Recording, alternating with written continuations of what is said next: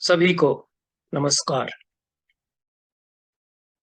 कबीर ने कहा है कि निंदकों को आंगन कुटी छुपाकर नियरे या पास रखना चाहिए। और बिना पानी और बिना साबुन के हमारे स्वभाव को निर्मल कर देते हैं। कबीर की यह बात उनके समय में सही होगी। आज के समय में थोड़ा उल्टा हो गया है। निंदक हैं, निंदा भी होती है, लेकिन स्वभाव निर्मल वो नहीं करते, करना भी नहीं चाहते, या निंदा करते हैं पर स्वभाव निंदनीयों का, जिनकी निंदा की जा रही है, उनका उससे निर्मल नहीं होता। उसका कारण है कबीर जैसा निंदक होना चाहिए, जो फक्कड़ हो, अलमस्त हो, जो अपने आप पर हंस सकता हो, जिसका मन निर्मल हो। निंदा करने का अधिकार किससे है, ये सवाल आता है। जो खुद निंदनीय है वो दूसरों की निंदा करता है। उसका खुद का स्वभाव निर्मल नहीं है, तो जिनकी निंदा भर्त्सना वो कर रहा है, उन पर असर कैसे हो सकता है। तब सवाल ये आता है कि जो स्वयं निंदनीय है वो क्यों नहीं अपना स्वभाव पहले सुधारें, अपने को अनिंदनीय बनाएं, और तब दूसरों की निंदा करें। पहले अपने गरेबान में झांकें कि जिन चीजों पर हम दूसरों की हंसी उड़ा रहे हैं, दूसरों पर हम हंस रहे हैं, हमको तो नहीं कहीं उन्हीं चीजों के लिए हास्यास्पद बनाया जाएगा, हमारी तो निंदा नहीं की जाएगी। इसको सोचे बिना दूसरे की खिल्ली उड़ाना, ये हमारे समाज में एक बहुत व्यापक प्रवृत्ति है। इसलिए निंदा एक तरह का रसबोध हो गया है। बड़ा आनंद हमें आता है, सुख, मजा हम लेते हैं खिल्ली उड़ाकर, निंदा करके। निंदा रस सबसे मधुर रस हो गया है। स्वर्गीय सुख प्राप्त करते हैं लोग किसी की खिल्ली उड़ाकर, उसकी निंदा करके। पर वो ये नहीं समझते कि निंदा करके वे स्वर्ग रच रहे हैं या वे नरक रच रहे हैं। कबीर जैसा फक्कड़ अगर हंसता है समाज पर, तब तो स्वर्ग की संभावनाएं बनती हैं। लेकिन जो स्वयं नरक में जी रहे हैं, वो दूसरे लोगों पर निंदा, दूसरे लोगों की निंदा करते हैं, तो उससे तो स्वर्ग नहीं रचा जा सकता, उससे तो नरक का ही विस्तार होगा। जिसकी खुद थू थू हो रही है, वो दूसरों की थू थू करता है। हम सभी ये कर रहे हैं। इसलिए सारी दुनिया निर्मल होने के बजाय इस थू थू के द्वारा लगातार गंदी होती चली जाती है। और ये हो भी रहा है। हमारा समय कीचड़ की क्रीड़ा का समय बन गया है। पंख स्नान और पंख प्रक्षेपण, कीचड़ से ही खेलना और कीचड़ उछालना, ये खेल हमारे लिए हो चुका है। राजनीति में तो हम देखते ही हैं, दूरदर्शन के सैकड़ों चैनल्स खुले हुए हैं। क्या वहां तमाशा हो रहा है आप देख सकते हैं। और जनता आनंद लेती है इसी में, तमाशा देखती है। लेकिन उससे धरती धरती का पर्यावरण, आध्यात्मिक पर्यावरण जो नष्ट हो रहा है, वो बहुत चिंतनीय है। जो स्वयं कीचड़ में लिथड़े हुए हैं, वे दूसरों पर कीचड़ उछालें, उछालते रहें। इसके द्वारा न तो कीचड़ जो उछाल रहा है उसको कोई फर्क पड़ने वाला है, वो वैसा ही रहेगा उसमें। जिस पर उछाला जा रहा है वो खुद कीचड़ में लिथड़ा हुआ है, उसको भी कोई फर्क नहीं पड़ने वाला है। तब आप पूछ सकते हैं कि आप काहे को फिर परेशान हो रहे हैं। परेशानी का सबब तब बनता है जब कीचड़ में लिथड़े हुए लोग सरस्वती के पावन मंदिर में घुसते हैं और वहां कीचड़ उन लोगों पर उछालते हैं जो सरस्वती के साधक हैं और स्वयं निर्मल चरित्र के हैं, स्वयं पावन हैं। कीचड़ में लिथड़े हुए लोग दूसरे कीचड़ में लिथड़े हुओं पर कीचड़ उछालें, कीचड़ क्रीड़ा का आनंद लें, और समाज उन्हें कीचड़ कीचड़ क्रीड़ा देखता हुआ सुख प्राप्त करे। लेकिन कुछ लोग बचे हुए हैं जो कि ज्ञान की साधना कर रहे हैं, उन पर कीचड़ उछाली जाती है। क्यों उछाली जाती है? कि शायद मन में रहता है कि यही लोग क्यों बच गए, ये लोग हमसे अलग कुछ पवित्र पवित्र किस्म के क्यों दिखना चाह रहे हैं, क्यों ऐसा है। इस कारण से भी ऐसा होता है, और भी उसके कारण, बहुत जटिल राजनीतिक कारण भी हो सकते हैं। ये हमारे समय में चूंकि बहुत अधिक व्यापक रोग है। लेकिन जो सवाल है कि मैं क्यों इस पर कह रहा हूं, मैं राजनीति से कोई विशेष दखलंदाजी नहीं मैं कर सकता, और जब सार्थक दखलंदाजी न कर सकें तो उस पर बात करने का कोई मतलब नहीं। मैं इसलिए कह रहा हूं कि कभी कभी ये देखने में आता है कि जो निंदनीय नहीं है या एक विभूति हमारे समय की हो सकता है, उस पर अकारण द्वेषवश या अन्य किसी निहित स्वार्थवश कीचड़ उछाली जाती है।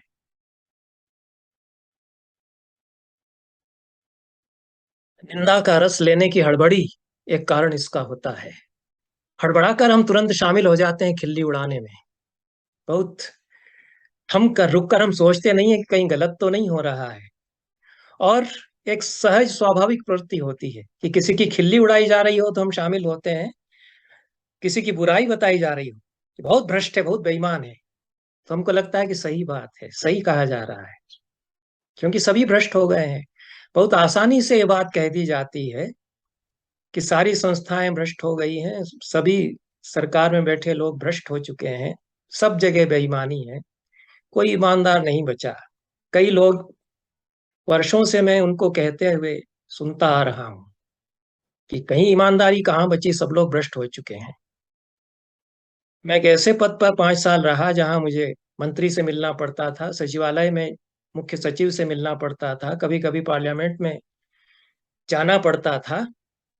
तो मैंने कुछ निकट से भी देखा कई लोगों को। तो जब ये कहा जाता था कि सब भ्रष्ट हो चुके हैं, तो कई बार मेरा मन होता था कि एक लिस्ट बना करके सामने रखूं कि 60-70 मंत्रियों की ये लिस्ट है, इसमें से कितने के बारे में प्रमाण के साथ आप कह सकते हैं कि बेईमान और भ्रष्ट हैं।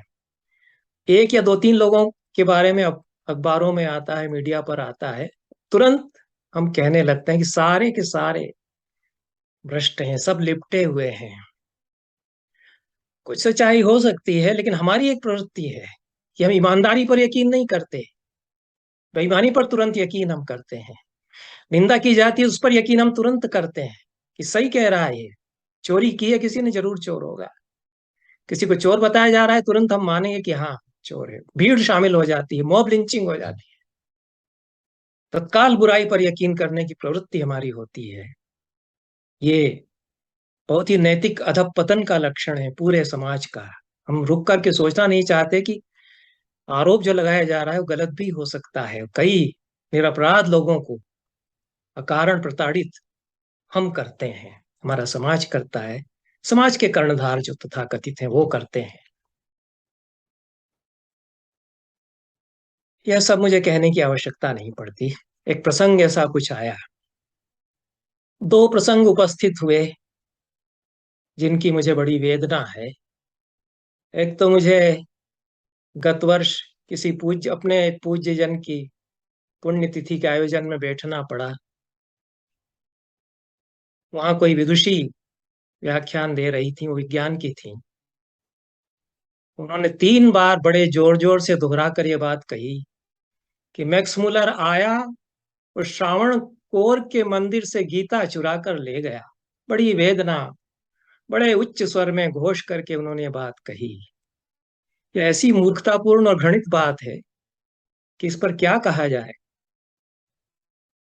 बड़ा वहां धारावाहिक अश्रुपात हो रहा था, भक्ति भाव से गदगद लोग हो रहे थे, तर्क और विवेक सब साइड ट्रैक कर दिया गया था। मुझे भी कुछ कहना था, मैं कुछ नहीं कह पाया, क्योंकि कहता किसी तरह मैंने निपटाया, लेकिन कहता तो मैं यही कहता कि मैं इसकी कड़े शब्दों में भर्त्सना करता हूँ, क्योंकि मैक्स मुलर तो कभी भारत आया ही नहीं।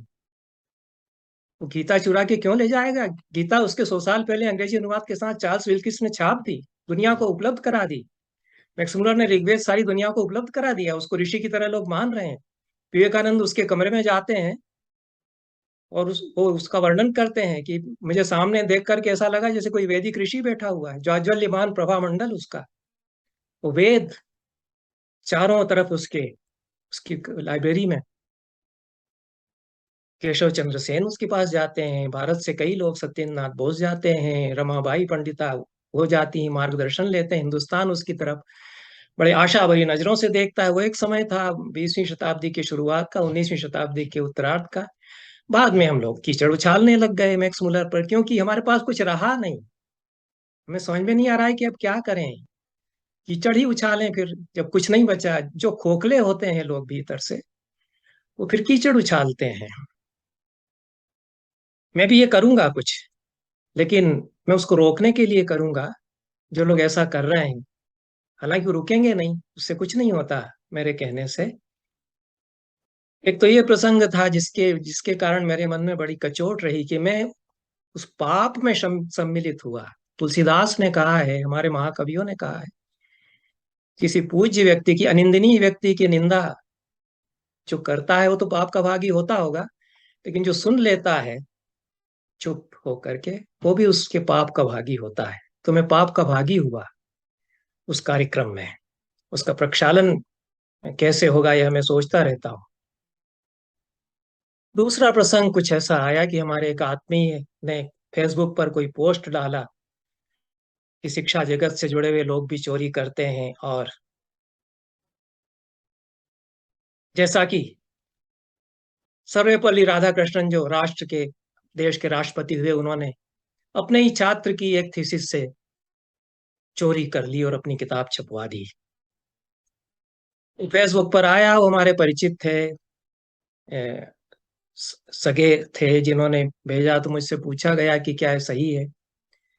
तो मैंने कहा कि यह सही नहीं है। जैसी मुझे जानकारी थी, मैं इस बारे में बहुत ज्यादा नहीं जानता था, दर्शन शास्त्र मेरा विषय नहीं रहा, लेकिन चूंकि दर्शन शास्त्र के विद्वानों से, प्रोफेसर से मेरी बातचीत होती रहती थी, और मेरे ही विभाग में, सागर में, जो मेरे सहयोगी थे वो दर्शन शास्त्र के बड़े माने हुए अच्छे विद्वान हैं।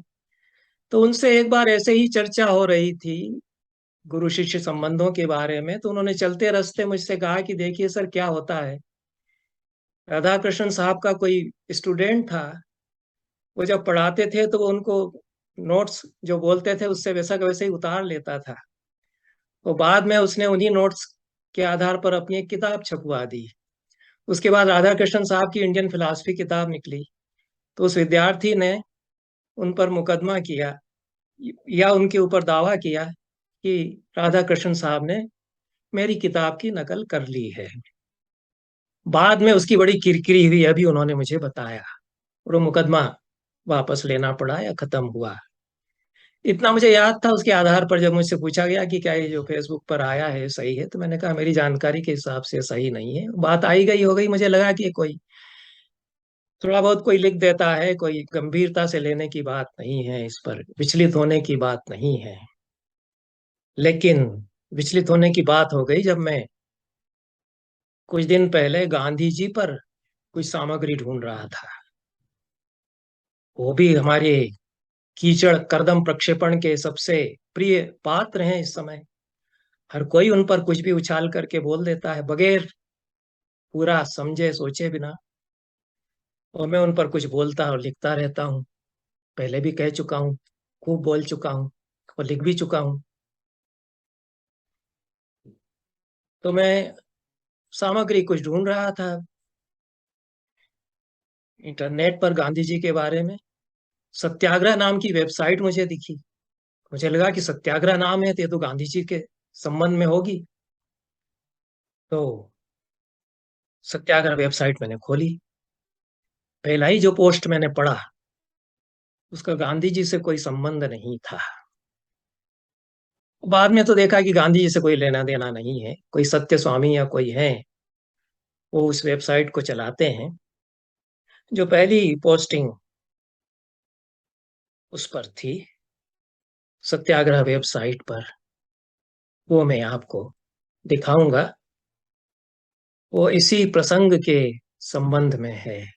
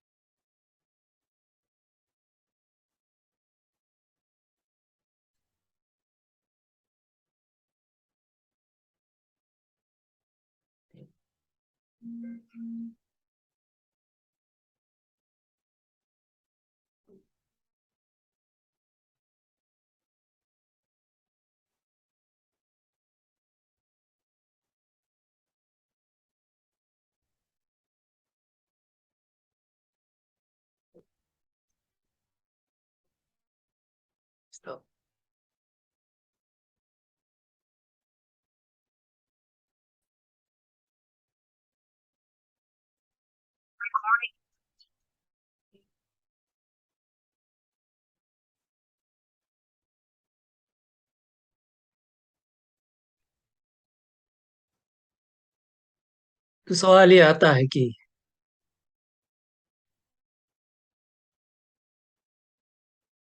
निंदा किसी विभूति की क्यों की जा रही है।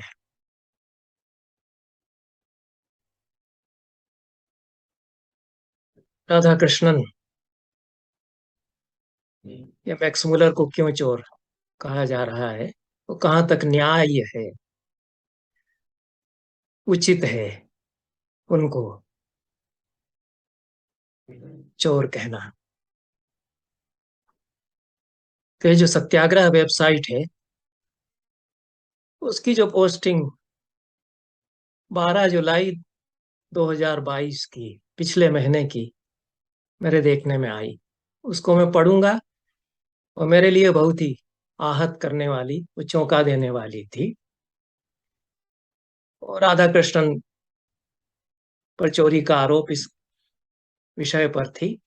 1920 मैं पढ़ रहा हूँ, 1920 के दशक में कोलकाता, जो तब कलकत्ता था, में मॉडर्न रिव्यू नामक एक मासिक पत्रिका प्रकाशित होती थी। जनवरी 1929 के उसके प्रकाशन में जदुनाथ सिन्हा नाम के एक छात्र ने सनसनीखेज दावा किया। उन्होंने लिखा कि सर्वपल्ली राधाकृष्णन ने साहित्यिक चोरी करते हुए उनकी थीसिस के प्रमुख हिस्से अपने बताकर प्रकाशित करवा लिए। उन्होंने आरोप लगाया कि राधाकृष्णन की किताब भारतीय दर्शन 2 में उनकी थीसिस का इस्तेमाल किया गया है।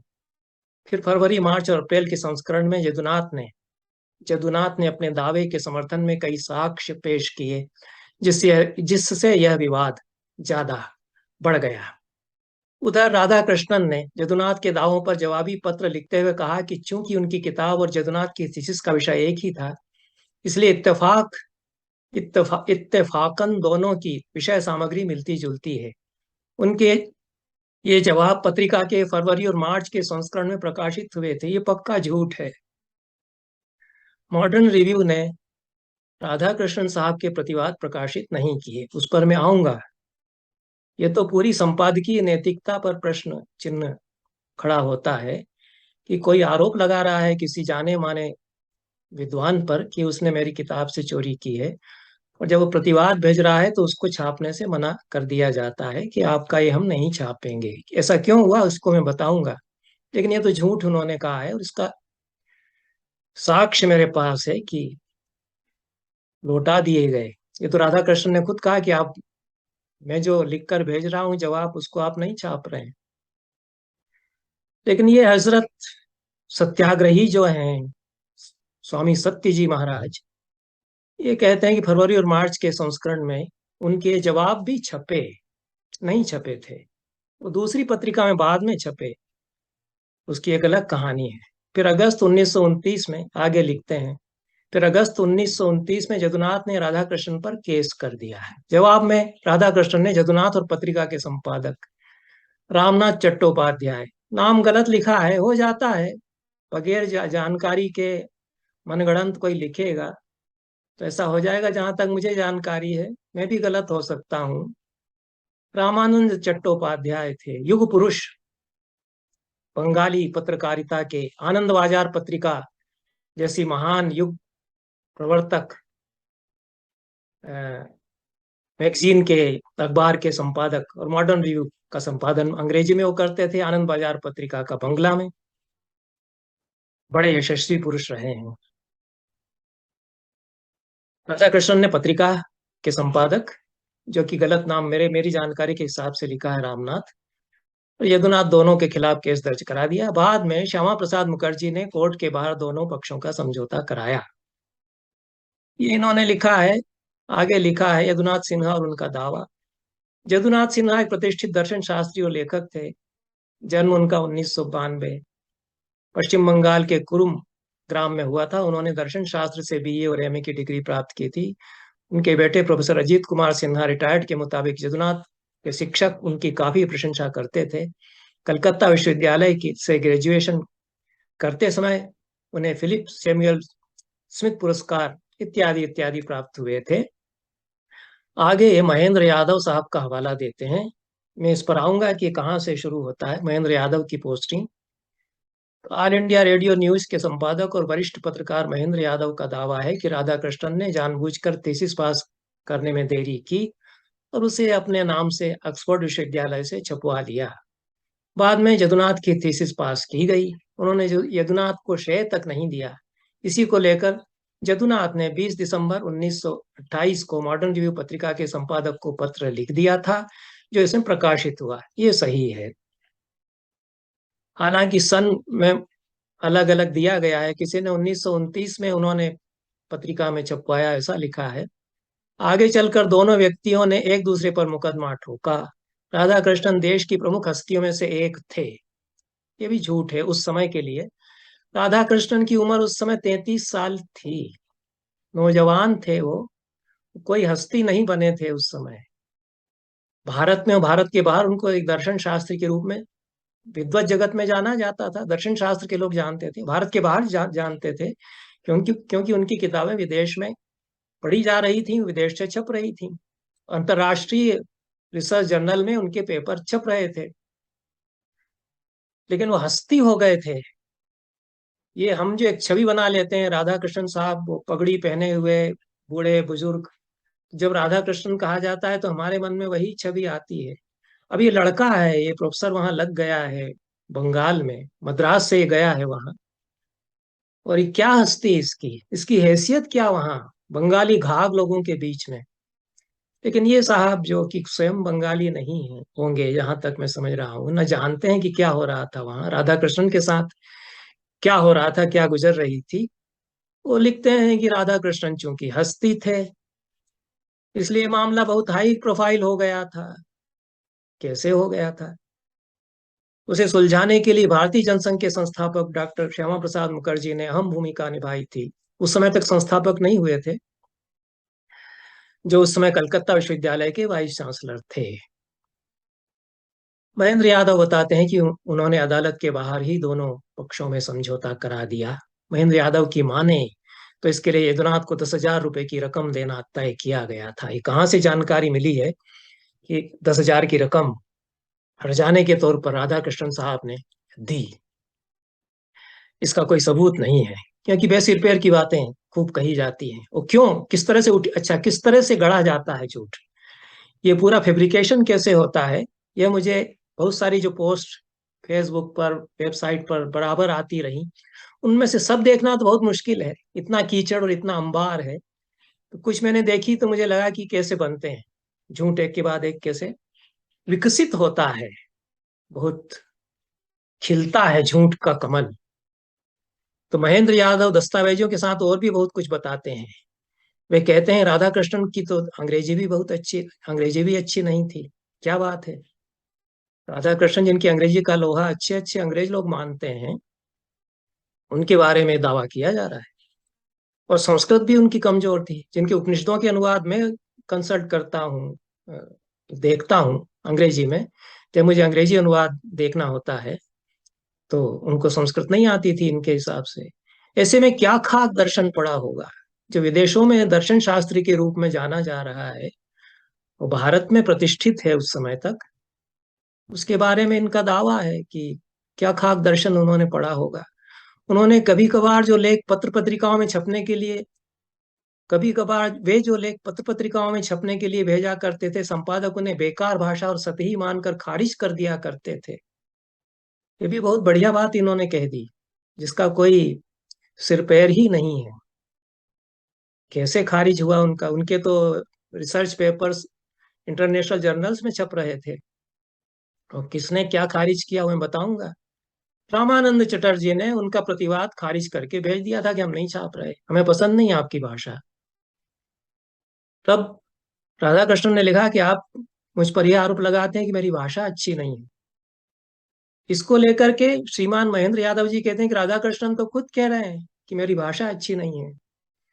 अपने प्रतिवादी अपोनेंट को उद्धृत करते हुए कहते हैं कि आपने मुझ पर यह आरोप लगाया है जो कि गलत है, उसको आप बहुत, ये तो हो रहा है, राजनीति में भी खूब होता है। तो राधा कृष्णन खुद कहते थे, उन्होंने कह दिया है कि उनकी भाषा अच्छी नहीं है। जब केस की बात आई तो मॉडर्न रिव्यू को राधा कृष्णन ने पत्र लिखा, उसमें उन्होंने अपनी इन खामियों का भी जिक्र किया है। ये पत्र नहीं छपा, लेकिन अपनी इन खामियों का जिक्र उन्होंने नहीं किया है। उन्होंने कहा कि आप मुझ पर ये आरोप लगाते हैं, जो कि झूठा आरोप है, कि मेरी भाषा अच्छी नहीं है। ये कह रहे हैं कि उन्होंने खुद अपनी खामियों का जिक्र कर दिया। राधा कृष्णन का यह पत्र साबित करता है कि थीसिस चोरी का केस कोर्ट में गया था। वो तो गया था, कि उस पत्र से साबित होने से इस पत्र में तो कोई बात ही नहीं आई, कोर्ट में तो बाद में गया है केस। राधा कृष्णन का यह पत्र साबित करता है कि थीसिस चोरी का केस कोर्ट में गया था। बाद में पंडित श्यामा प्रसाद मुखर्जी ने मध्यस्थता करा के कोर्ट के बाहर सेटलमेंट कराया। इसमें राधा कृष्णन के यदुनाथ को 10,000 रुपया देने की बात तय हुई। महेंद्र यादव ने यह बात राधा कृष्णन द्वारा मॉडर्न रिव्यू के संपादक को लिखे गए पत्र के आधार पर कही है। ऐसा कोई पत्र नहीं है जिसमें कहा गया हो कि उन्होंने 10,000 रुपये मुझे दिए हैं या देने की बात की है तो उसको सामने रखें। इन लोगों ने कुछ पत्र तो प्राप्त किए हैं जदुनाथ सिन्हा के, जो मॉडर्न रिव्यू को उन्होंने लिखे थे, तो उसको क्यों नहीं बताते हैं? इस बीच कई फिर मुझे लगा कि ये तो बड़ा घपला हो रहा है हमारे देश के एक पूज्य दार्शनिक के साथ, जो कि राष्ट्रपति भी रहा है। तो मैंने कुछ और पोस्टिंग देखी, और जिस महेंद्र यादव की पोस्टिंग का संदर्भ दिया जा रहा है वो 6 सितंबर 2016 की है। और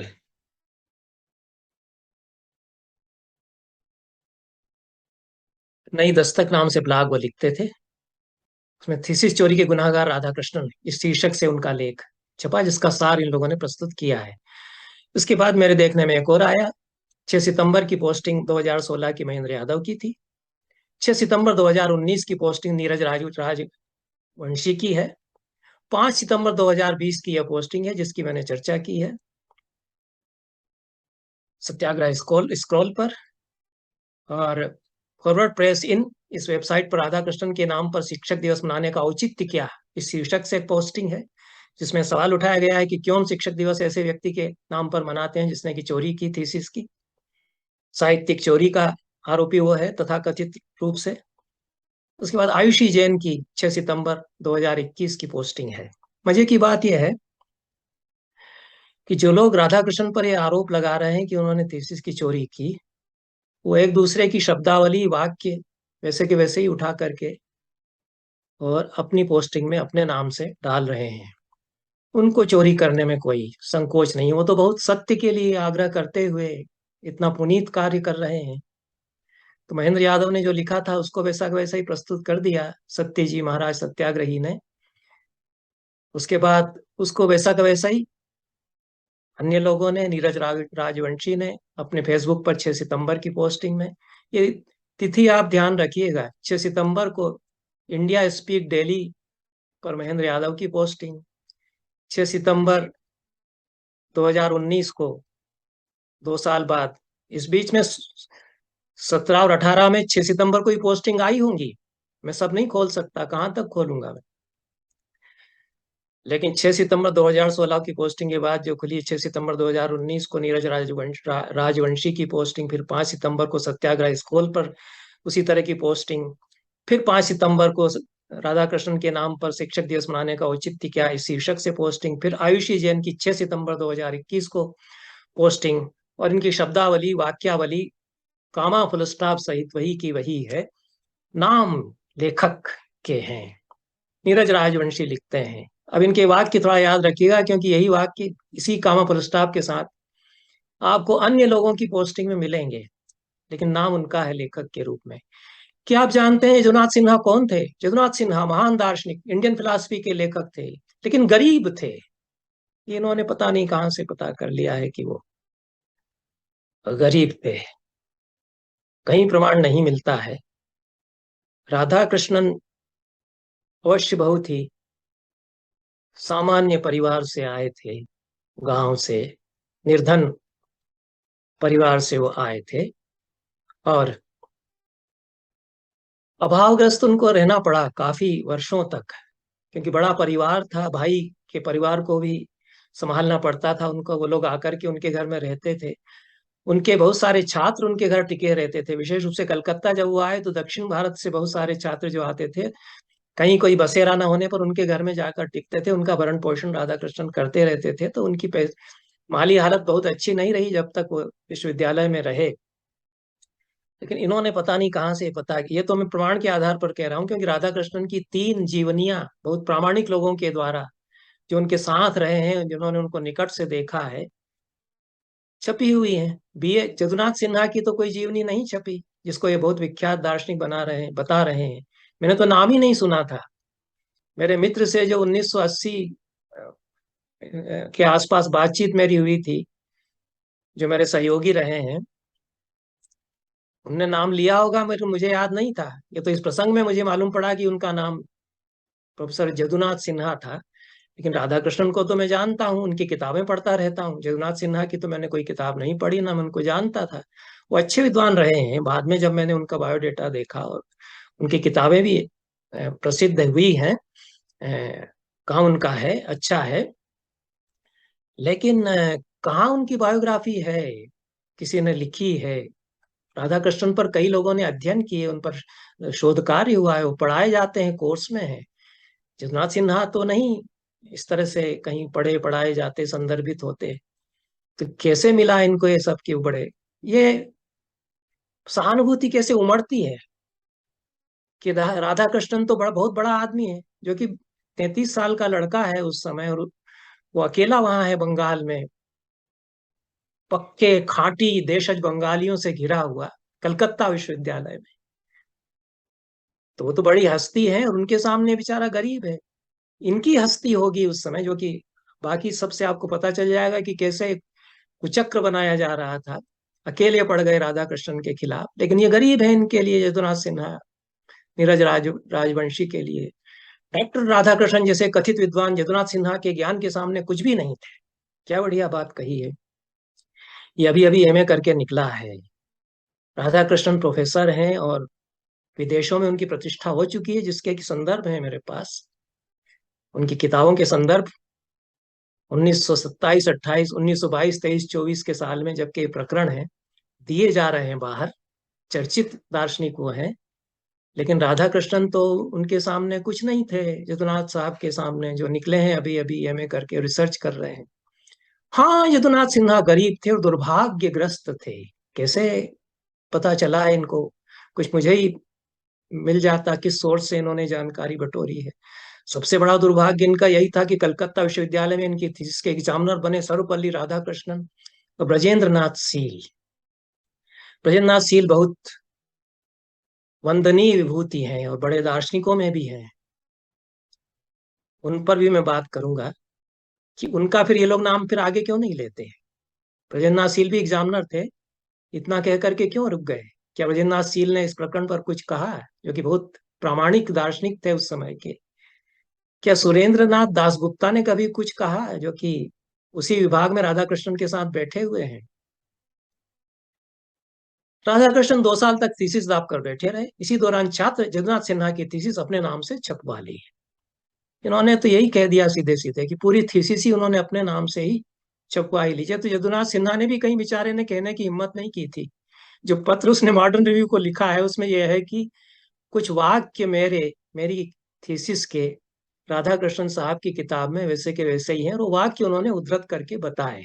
उसका जवाब, यथोचित जवाब राधा कृष्णन ने दिया अपने प्रतिवाद में, जो कि बाद में छपा, रामानंद चट्टोपाध्याय ने नहीं छापा उनके जवाब को। उनके और भी जवाब उन्होंने नहीं छापे, क्योंकि राधा कृष्णन को प्रताड़ित किया जाना था। और क्यों किया जाना था वो मैं बताऊंगा। तो अब इन्होंने तो कह दिया कि जो आरोपी, जो मुकदमा उनके खिलाफ लड़ने जा रहा है, वो भी ये कहने की हिम्मत उसमें नहीं है कि पूरी थीसिस मेरी उन्होंने अपने नाम से छपवा ली है। वो ये कह रहा है कि कुछ पोर्शंस, कुछ वाक्य मिल रहे हैं। राधा कृष्णन ने जवाब में कहा कि संभव है कि कुछ वाक्य मिलते जुलते हों, और उसका कारण हो सकता है क्योंकि वो संस्कृत उद्धरणों के अनुवाद हैं। अनुवाद तो वही बनेगा वाक्य में, ऋतम च सत्यम च पृथ्वीम धारयतः। ये वेद में यदि मंत्र आया है तो ऋत और सत्य पृथ्वी को धारण करते हैं, यही अनुवाद हिंदी में होगा। मैं करूं तो मैं यही अनुवाद करूंगा, और मेरा कोई छात्र यही अनुवाद करे, और बाद में वो छात्र, मेरा बाद में छपे और वो छात्र मेरे ऊपर ये मुकदमा कर दे कि राधा वल्लभ साहब ने मेरा वाक्य चुरा लिया है, तो अनुवाद वही बन रहा है। और भी बहुत पुख्ता कारण थे कि क्यों जदुनाथ सिन्हा को गलतफहमी हुई, या गलतफहमी ना होते हुए भी क्यों उन्होंने केस कर दिया अपने गुरु के खिलाफ। उसके कारण तो दूसरे भी थे, लेकिन ये तो सरासर बहुत ही बड़ा झूठ है कि पूरी थीसिस ही उन्होंने अपने नाम से छपवा ली, जैसा ये कह रहे हैं। इस बीच कलकत्ता मॉडर्न रिव्यू में जगन्नाथ सिन्हा और उनके बीच लंबा पत्र व्यवहार छपा है, फिर झूठ हो गया। दोनों के बीच लंबा पत्र व्यवहार उन्होंने छापा ही नहीं, रामानंद चट्टोपाध्याय ने। राधा कृष्णन सिर्फ यह कहते रहे कि यह इत्तफाक है, क्योंकि शोध का विषय एक ही था। राधा कृष्णन पर लिखी तमाम किताबों में इस विवाद का जिक्र है। इन्होंने बताया नहीं कौन सी किताबों में जिक्र है। दो एक किताबें तो मैंने देखी है, उन्होंने जिस तरह से जिक्र किया वो मैं बताऊंगा, लेकिन पढ़ी नहीं किताबें, ना तो राधा कृष्णन की कोई किताब कभी देखी। जितने लोगों की ये पोस्टिंग है, वे गीता पर कसम हाथ रख करके खाएं कि उन्होंने राधा कृष्ण की इंडियन फिलॉसफी के दो मोटे मोटे वॉल्यूम, 850 पेज के, और इंडियन साइकोलॉजी जो जगन्नाथ सिन्हा की किताब है, उसको पलट के भी देखा है। ये कसम खा के कहें तो बात आगे हो सकती है, लेकिन वो तो राधा कृष्ण पर जो तमाम किताबें लिखी गई हैं उनका भी जिक्र करते हैं कि उनमें भी जिक्र हुआ है। एक अन्य प्रोफेसर BN सील के पास भी थीसिस भेजी गई थी, ब्रजेंद्र नाथ सील। उन्होंने पूरे मामले से अपने को अलग कर लिया था। ये नहीं कहते कि क्यों अलग कर लिया, क्योंकि वो समझ रहे थे कि ये बनाया जा रहा है केस राधा कृष्णन के खिलाफ। वो कुछ नहीं बोले। सबसे गणमान्य दार्शनिक थे वो, उसी विभाग में प्रोफेसर रहे, बहुत संदर्भित होते हैं। मैंने काम किया है 19वीं और 20वीं शताब्दी के जो महान पंडित हैं, भंडारकर प्राच्य विद्या संस्थान में 2 साल रह करके, इन लोगों के बारे में मेरे पास प्रामाणिक जानकारी है। ब्रजेंद्र नाथ सील की किताबें, उनका बहुत बहुमुखी अवदान भारतीय दर्शन को और भारतीय विज्ञान को भी। तो वो कुछ नहीं बोले। वो तो बंगाली थे, और ये भी बंगाली था जगन्नाथ सिन्हा, और ये मद्रासी था राधा कृष्णन। नौजवान प्रोफेसर होकर के आकर के बैठ गया था अपने से कुछ बुजुर्ग लोगों के ऊपर, खास तो बात यही थी। तो इस सब को जाने परखे समझे बिना पूरी स्थिति को ब्रजेंद्र नाथ सील को फिर अनावश्यक रूप से घसीट कर उन पर भी आरोप इन्होंने लगा दिया कि वो इस मामले में उन्होंने अपने को अलग कर लिया था। बहुत मुश्किल से राधा कृष्णन ने मामला सेट किया, जज को भी पटाया। कैसे इन्होंने पता कर लिया कि उन्होंने जज को पटाया होगा? बंगाल में मामला है, सारे बंगाली हैं, जज बंगाली, वकील बंगाली, उनके विरोधी अपोनेंट के, ये अकेले कैसे पटा सके होंगे? हमें कुछ बता दें गुरु, कभी काम आए हमारे। जदुनाथ को समझाया, तब मामला निपटा। पहले तो ताव में उन्होंने भी मानहानि का केस कर दिया था, पर समझ में आ गया कि अब फजीहत ही होनी है, इसलिए कोर्ट के बाहर सेटलमेंट करने में जुट गए। फजीहत किसकी हुई, अभी मैं बताऊंगा इसमें, मेरे हिसाब से किसकी हुई, क्योंकि मैं भी प्रत्यक्षदर्शी गवाह नहीं हूं। पूरी सामग्री की छानबीन करके उससे जो एक तस्वीर, सच्ची तस्वीर बनती है, उसको मैं बताऊंगा। और ये तस्वीर क्या बना रहे हैं, ये क्यों मनगढ़ंत है, इसको मैं बताऊंगा। बड़े बड़े लोगों से पैरवी कराई, मध्यस्थता कराई। राधा कृष्णन ने मध्यस्थता कराने वाले एक बड़े दिग्गज श्याम प्रसाद मुखर्जी भी थे, जो कलकत्ता यूनिवर्सिटी के कुलपति बने। इतने दबाव के बीच करीब जदुनाथ सिन्हा कहाँ टिकते।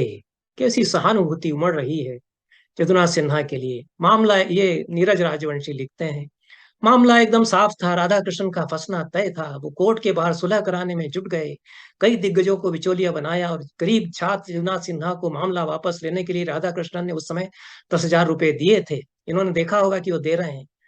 वह बहुत गरीब था और 10,000 रुपए उसके लिए बहुत मायने रखते थे। दूसरी बात, राधा कृष्णन इतने प्रभावशाली हस्ती थे। कैसे प्रभावशाली हस्ती हो गए 1924, 25, 26, 27 के ये 4-5 सालों में। ये 4 साल मुकदमा खिंचा है और 1933-34 में इसका फिर निराकरण हुआ है। तब तक वो एक नौजवान थे, ऐसे हस्ती नहीं बने थे, तो कोई उनसे बुराई मोल नहीं लेना चाहता था। ऐसे में वास्तविक न्याय की उम्मीद जदुनाथ को नहीं रही। राधा कृष्णन के साथ जो दूसरे एग्जामिनर थे ब्रजेंद्र नाथ सिंह, उन्होंने तटस्थ रुख अपना लिया। बेचारे की हिम्मत नहीं पड़ पाई कि राधा कृष्णन के खिलाफ बोल सके। ये तो ऐसी बेहूदी बात है कि इसका कोई जवाब ही नहीं हो सकता। ब्रजेंद्र नाथ सिंह इतने बड़े स्टेचर के आदमी, राधा कृष्णन की कोई हस्ती उनके सामने उस समय नहीं है। बाद में बहुत बड़ी हस्ती राधा कृष्णन बने अपने काम के कारण, और जो वो मास्को में राजदूत रहे, यूनेस्को में रहे, उपराष्ट्रपति रहे, राष्ट्रपति रहे उसके कारण। लेकिन ब्रजेंद्र सिंह तो बहुत ही सीनियर हैं उनसे, वो 60 साल की उनकी उम्र है इस समय। वो जाने जाते हैं एक एक शलाका पुरुष के रूप में, शताब्दी पुरुष के रूप में। तो उनके लिए लिख दिया इन्होंने। इतनी बड़ी विभूति का भी अपमान करने में कोई हमको वो नहीं है कि बेचारे की हिम्मत नहीं पड़ पाई कि राधा कृष्ण के खिलाफ बोल सके। अदालत के बाहर मामला सेटल करा दिया, लेकिन जगन्नाथ सिन्हा की थीसिस राधा कृष्ण की किताब में पूरी पूरी समानता ऑन द रिकॉर्ड है। कैसे ऑन द रिकॉर्ड इन्होंने देख ली पूरी पूरी समानता किताब में। मुझे तो नहीं मिली, मैंने किताबें दोनों देखी हैं। इससे इनकार कर ही नहीं सकते थे। बाद में उन्होंने प्रकाशक से मिलकर, बहुत बाद में, एकदम शुरू में नहीं, ये कामा में है, यह साबित कराने की कोशिश की कि किताब पहले छपने को दे दी थी और प्रकाशक ने ही काम बाद में शुरू किया। ये राधा कृष्णन ने लिखा है कि ये थीसिस जब सबमिट हुई है उसके पहले मैं अपनी पुस्तक प्रकाशक को भेज चुका था, क्योंकि दो मोटे मोटे खंड थे इंडियन फिलॉसफी के, 1924 में मैंने दोनों भेज दिए थे। पहला खंड बाद में छपा और दूसरा खंड उसके 2-3 साल बाद में आया, क्योंकि स्वाभाविक है कि इतनी मोटी किताब, बहुत ही प्रतिष्ठित विदेश का प्रकाशक है जिनका संपादकीय विभाग होता है, बहुत बारीकी से किताब की छानबीन करके संपादन करता है और बहुत करीने से छपाई होती है। मुझे अनुभव है कि बड़े प्रकाशक 4-4, 5-5 साल लगाते हैं बहुत बढ़िया किताब जब उनको छापना होती है।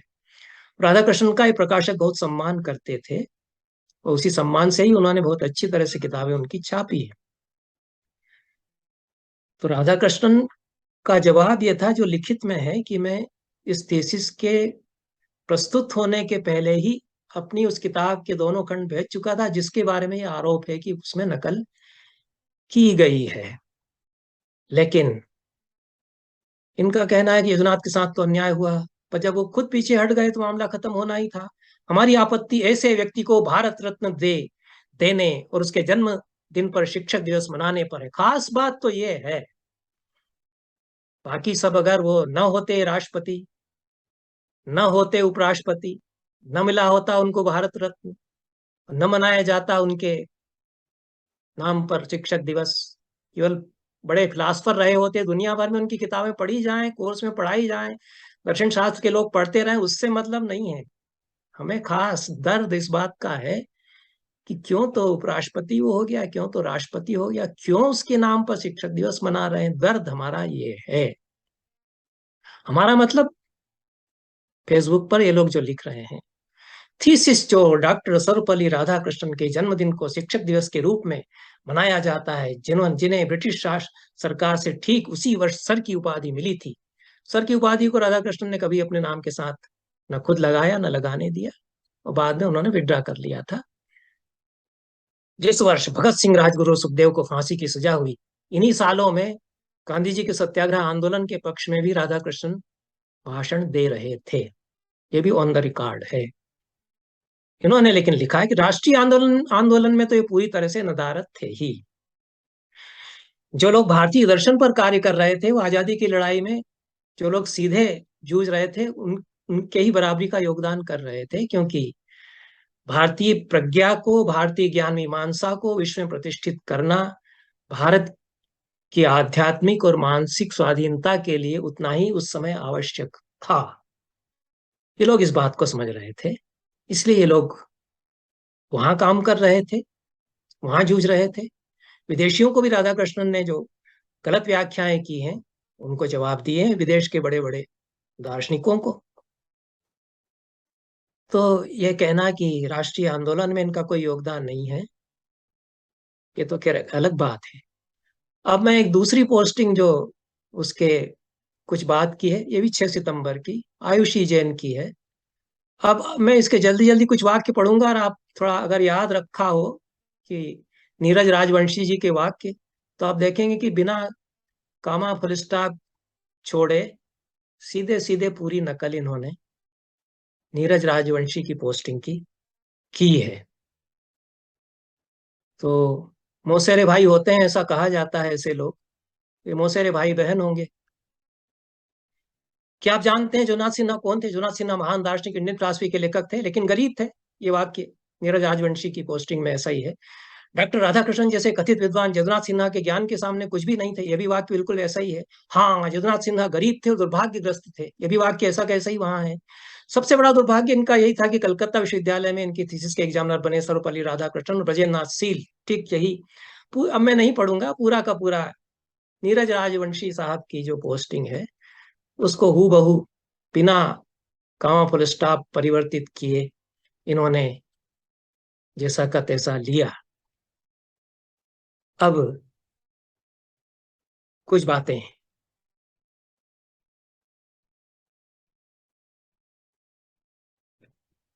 मैं रामानंद चटर्जी मॉडर्न रिव्यू में जो हुआ उसके बारे में कहूंगा, जिसके कि मेरे पास साक्ष्य हैं। और आशुतोष मुखर्जी इसमें एक बड़े पात्र हैं, इस पूरे उसमें। आशुतोष मुखर्जी बहुत ही यशस्वी शिक्षाविद हैं बंगाल के। आप सर्च करके देख सकते हैं, आशुतोष मुखर्जी नाम से। युग पुरुष हैं वो भी एक। और वो कलकत्ता विश्वविद्यालय के लंबे समय तक कुलपति रहे। वो इस बात के लिए जाने जाते हैं कि उन्होंने कलकत्ता विश्वविद्यालय को ऑक्सफोर्ड और कैम्ब्रिज विश्वविद्यालयों के समकक्ष लाने के लिए सफल प्रयास किए। इसके साक्ष्य मेरे पास भी हैं कि वो क्या करते थे कि वो देश भर के सबसे यशस्वी, सबसे प्रतिष्ठित विद्वानों को अपने विश्वविद्यालय में ऑफर दे करके बुलाकर रखते थे। मैंने जो काम किया है काशी के पंडितों के संदर्भ में, मेरे पास जानकारी है कि दो जो सबसे बड़े दिग्गज पंडित काशी के उस समय थे, गंगाधर शास्त्री और शिव कुमार शास्त्री, उनको न केवल उन्होंने ऑफर दिया कि आप कलकत्ता विश्वविद्यालय में आ जाइए, प्रोफेसर की का पद मैं आपको दूंगा, और आपको वहां 50 रुपया महीना मिल रहा है संस्कृत कॉलेज में मैं 500 रुपया महीना आपको दूंगा। और जब उन्होंने कोई प्रतिक्रिया, ऐसा सकारात्मक उत्तर नहीं दिया, तो अपने यहाँ से यादवेंद्र तर्कतीर्थ को भेजा कि उन दोनों उनसे मनाओ उनको कि वो लोग आए। इतना इतनी उनकी आकांक्षा थी कि दिग्गज जो सबसे बड़े लोग हैं भारत के, वो मेरे विश्वविद्यालय में आकर के प्राध्यापक हो। राधा कृष्णन का यश था, और वो पता करते थे, आशुतोष मुखर्जी, अपने क्षेत्र के प्रतिष्ठित विद्वानों से कि सबसे बढ़िया प्रोमिजिंग स्कॉलर इस समय कौन है। तो उनको पता चला कि राधा कृष्णन सबसे प्रोमिजिंग, संभावनाशील दार्शनिक है, जिनकी की विदेशों तक ख्याति पहुंच चुकी है। उनके विभाग में एस एन दास गुप्ता जैसे अच्छे विद्वान के होते हुए उन्होंने राधा कृष्णन को आमंत्रित किया, पत्र भेजा कि आपको मैं ऑफर देता हूं। राधा कृष्णन नहीं जाते। उनके साथ कुछ थोड़ा सा समस्या ये हो गई कि वो मदुरा के कॉलेज में थे, और वो मद्रास के प्रेसिडेंसी कॉलेज में जाना चाहते थे, और इसके लिए उनको उम्मीद थी कि वापस मुझे प्रेसिडेंसी कॉलेज में प्रोफेसर बनाकर भेज दिया जाएगा, जो उनका स्थान था। लेकिन वहां से उनको स्थानांतर होने में देर हो रही थी। इस बीच ये ऑफर आ गया 1922 के आसपास उनके पास कि आप कलकत्ता विश्वविद्यालय में प्रोफेसर के पद पर आमंत्रित हैं। ऑफर जब आया, ये रिकॉर्ड में है, ये सर्वपल्ली गोपाल जो उनके पुत्र हैं, उनकी मोटी किताब अपने पिता पर है, उनकी जीवनी।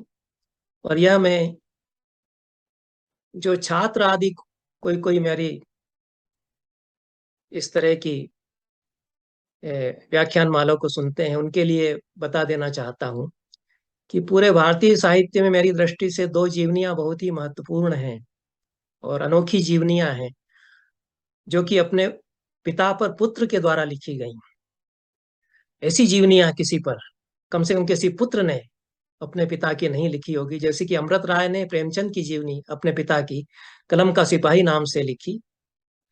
एक एक चीज बहुत बारीकी से छानबीन करके, कोई कमजोरी उनकी न छिपाते हुए, तफसील में जो तस्वीर पूरे प्रेमचंद की खींची है, ठीक उसी तरह की बायोग्राफी या जीवनी राधा कृष्णन के पुत्र सर्वेपल्ली गोपाल ने अपने पिता की लिखी। और उन्होंने तो अपने पिता के बारे में यह बात भी नहीं छिपाई कि मेरे पिता अपनी माँ की नाजायज औलाद थे। चाहते तो छिपा लेते, कौन जानता। उनके गांव में लोग जानते थे, ये सर्वपल्ली गोपाल बताते हैं, लेकिन बाहर ये बात नहीं थी, सर्वविदित नहीं थी। बाहर ये सीक्रेट था और गांव में ओपन सीक्रेट हो सकता था। तो राधा कृष्णन छोटे से गांव में पले, उनके पिता बहुत ही साधारण हैसियत के व्यक्ति थे। उनकी माँ के संबंध थे किसी असाधारण बुद्धिमान व्यक्ति के साथ में थे, ऐसा भी बताया जाता है। और जो उनके जायज पिता हैं, उनको भी पता था। तो ये विदित बात थी। सर्वपल्ली गोपाल चाहते तो इसको छिपा लेते हैं, लेकिन उन्होंने बहुत बेबाक होकर के सारी चीजें खुलासा कर दी हैं। अपने पिता की अगर कोई कमजोरी है तो वो भी नहीं छिपाई। और ये एक बड़ी बात है कि इससे अंतर नहीं पड़ता है कि नाजायज औलाद था कि जायज औलाद था। वो अपने चरित्र में स्वयं कितना महान है, कितना बड़ा बना, इसको देखना चाहिए। नहीं तो अब चूंकि ये बात आ गई है, तब तो और पोस्टिंग शुरू हो जाएंगी कि वो जो नाजायज औलाद था वो भारत का राष्ट्रपति बना। और इस पर क्यों शिक्षक दिवस मनाया जाए, ये पता नहीं था ना अभी तक लोगों को। तो सर्वपल्ली गोपाल के लिए इस बात से फर्क नहीं पड़ता। वो जानते हैं मेरे पिता एक महान व्यक्ति हैं। और उनकी जो चरित्र की खूबियां हैं वो भी वो बताते हैं। वो ये भी कहते हैं कि बड़े स्ट्यूट थे मेरे पिता, चतुर बहुत थे प्रकाशकों से संपर्क रखने में। लेकिन इस पूरे प्रसंग पर यह जो यदुनाथ सिन्हा का मुकदमा, उस पर पूरा एक अध्याय है सर्वपल्ली गोपाल की किताब में।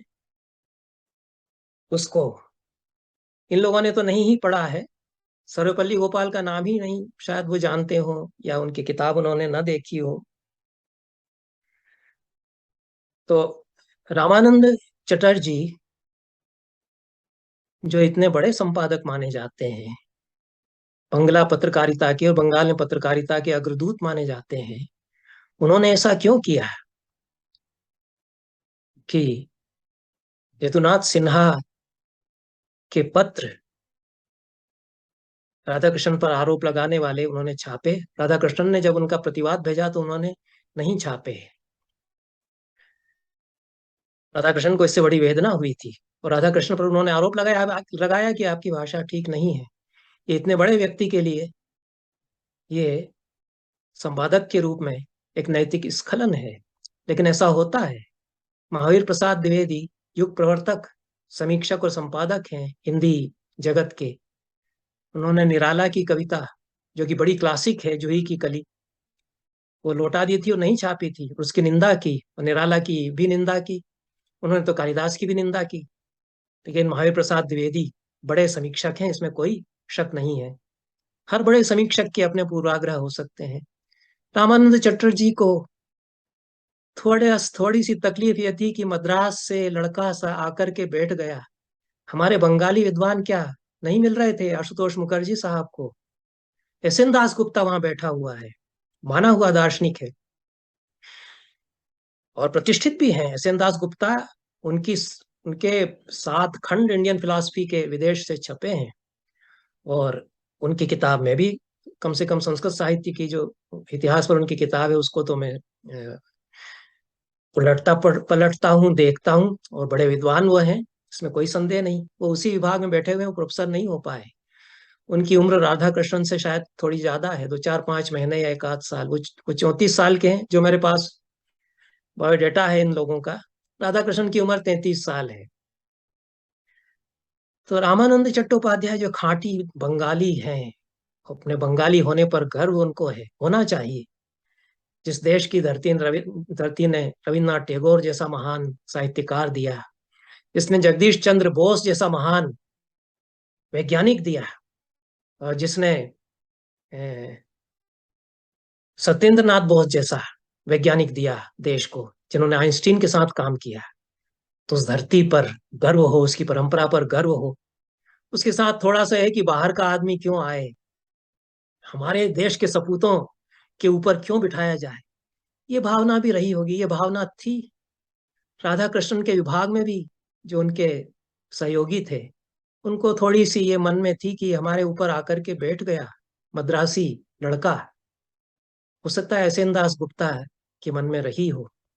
हालांकि एसएन दास गुप्ता, ब्रजेंद्र सील, जो लोग ये फेसबुक पर पोस्टिंग कर रहे हैं, वे ये क्यों नहीं सोचते कि ये लोग चुप क्यों बैठे रहे, ये लोग तो बंगाली थे। ये क्या ऐसे भीरू थे? और राधा कृष्णन जो उनके सामने एक लड़का है, जिसकी कोई हैसियत नहीं बनी है उस समय तक, उससे डर गए थे, ऐसा ही लोग मान लेते हैं। तो हुआ यही कि एक बंग भूमि, आमार माटी का जो अभिमान है, आमार मानुष, आमार माटी का, वो थोड़ा आहत हुआ। और आशुतोष मुखर्जी से रामानंद चट्टोपाध्याय की नहीं बनती थी, यह भी प्रमाणित है। लाख डांट होती हो जाती है बड़े बड़े लोगों में। खास कारण उसका यही था कि आशुतोष मुखर्जी बाहर के बड़े बड़े लोगों को, कि वो विश्वविख्यात है और मेरे विश्वविद्यालय का गौरव बढ़ेगा, ये सोच करके आमंत्रित कर रहे थे। उससे उनको लगता था कि हमारे जो पुत्र हैं, भूमि पुत्र हैं बंगाल के, उनकी आशुतोष मुखर्जी उपेक्षा कर रहे हैं। राधा कृष्णन एकदम अकेले थे उस समय कलकत्ता विभाग में, कोई उनका साथ देने वाला नहीं था। उनका साथ, एकमात्र मित्र जो उनके थे वहां कलकत्ता विश्वविद्यालय में, वो सर रमन थे, जो कि विश्वविख्यात वैज्ञानिक हैं। सीवी रमन, महान भौतिक शास्त्री। दोनों की मित्रता थी। बड़े लोगों की मित्रता अपने ज्ञान की ऊंचाइयों के कारण होती है। राधा कृष्णन की उस समय के जितने दिग्गज दार्शनिक हैं उनसे मित्रता उस समय भी थी। Rana day, H D Rana day, बहुत बड़े दार्शनिक हैं हमारे समय के। गंगाधर झा, महान विद्वान। इन सब लोगों से उनकी बहुत अच्छे संबंध उसी समय थे। लेकिन बंगाल में तो उनका कोई आका था ही नहीं उस समय। कलकत्ता में तो सर्वपल्ली गोपाल बताते हैं कि वो एकदम अकेले पड़ गए थे। वो स्वाभाविक है। मेरे मध्य प्रदेश में कोई विश्वविद्यालय में मद्रास से कोई आकर के बैठ जाए जो हिंदी नहीं ठीक से बोल पाता है, समझ पाता है, तो 5 लोग हम विभाग के, और वो, तो उससे हम बात नहीं ठीक से करेंगे। एक तुम्हारे मन में ये रहता है कि बाहर से आया और बैठ गया हमसे सीनियर होकर के। राधा कृष्णन की यही स्थिति थी। मेरे ख्याल में बंगला में बात नहीं कर पाते होंगे, तो ये लोग अपना एक अलग उनसे हो गए थे, उन्हीं के विभाग के लोग। भले ही वो जानते हो कि बहुत अच्छा दार्शनिक है, बहुत अच्छा काम इसने किया है, लेकिन वो प्रच्छन्न रूप से रामानंद चट्टोपाध्याय के इस मूवमेंट में, जो राधा कृष्ण पर कीचड़ उछालने का मूवमेंट था, उसमें अपने मौन के द्वारा वो शामिल हो गए। ये लोग खुल करके इन्होंने नहीं कहा कि वो लड़का ही गलत है, जो कि उनको कहना चाहिए था, जो कि सच था। क्योंकि ये लोग भी बंगाली थे, एस एन दास गुप्ता साहब और ब्रजेंद्र नाथ सील साहब। और एस एन दास गुप्ता शायद इसके कुछ साल बाद, जिसका कि रिकॉर्ड मेरे पास है, वाराणसी के संस्कृत महाविद्यालय के प्राचार्य के लिए इंटरव्यू देने गए, उनका चयन वहां नहीं हुआ। महामहोपाध्याय गोपीनाथ कविराज का चयन हुआ, जो कि विश्व के बड़े दार्शनिकों में है मेरी समझ से, और महान साधक हैं, तपस्वी हैं। विद्वान के रूप में तो उनका कहना ही क्या है। तो थोड़ा सा एस एन दासगुप्ता साहब को भी वेदना थी कि मैं ही इतना क्या कम था। हमारे यहाँ कई बार ये विचार होता है कि लोकल आदमी है, थोड़ा सा 19 भी है तो ध्यान रख लो, ये बंग पुत्र है। आशुतोष मुखर्जी ये ध्यान रख लेते हैं, उन्होंने नहीं रखा। उन्होंने अपने विश्वविद्यालय की प्रतिष्ठा को ज्यादा महत्व दिया कि मेरा विश्वविद्यालय ऑक्सफोर्ड जैसा हो जाए, सचमुच में जो हीरा है उसी को मैं लेकर के आऊं, सोने के मुकाबले भी मैं हीरे को ही लेकर के आऊं। ये चूंकि वो सोचते थे। तो इंडियन फिलॉसफी का पहला भाग 1923 में छपा था, जो राधा कृष्णन की बड़ी किताब है। दूसरा भाग 1927 में छपा है। दूसरा भाग छपा उसके बाद जगन्नाथ सिन्हा ने केस किया 1928 में या 1929 में। दोनों खंडों की पृष्ठ संख्या 1480 है। जगन्नाथ सिन्हा की किताब मैंने देखी है, इंडियन साइकोलॉजी। आकार में किसी एक खंड से भी इंडियन फिलॉसफी जो राधा कृष्णन की है उससे वह छोटी है। अब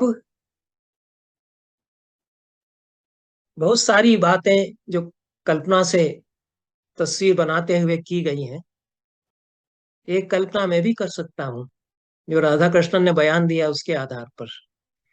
उन्होंने जो प्रतिवाद भेजे उन पर भी मैं आऊंगा, लेकिन जो उन्होंने बयान दिया था कि ये थीसिस जो प्रस्तुत हुई उसके 2 साल पहले मैं अपनी पुस्तक, जिस पर आरोप है अ, साहित्यिक चोरी का,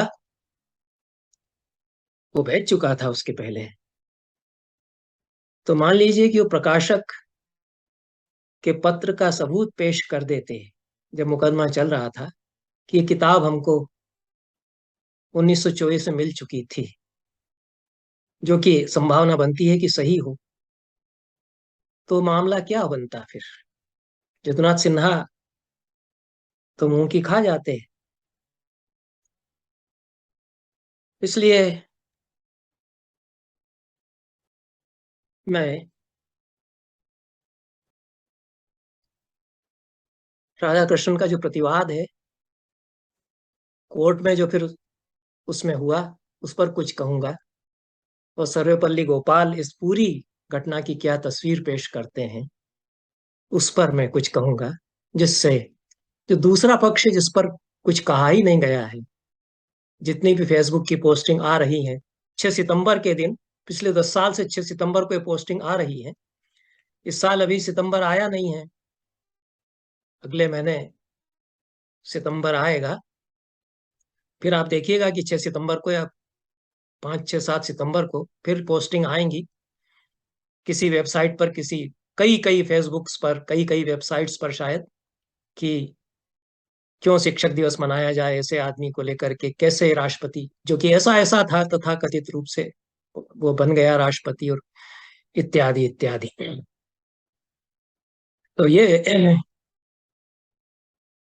प्रतिवाद जो राधा कृष्णन का था वह मॉडर्न रिव्यू में जो उन्होंने भेजा था, जिसको कि रामानंद चट्टोपाध्याय ने नहीं छापा, तो बाद में एक दूसरी पत्रिका में वो फिर कुछ समय बाद प्रकाशित हुआ। वो राधा कृष्णन ने मॉडर्न रिव्यू के संपादक रामानंद चट्टोपाध्याय के को जो पत्र भेजा था,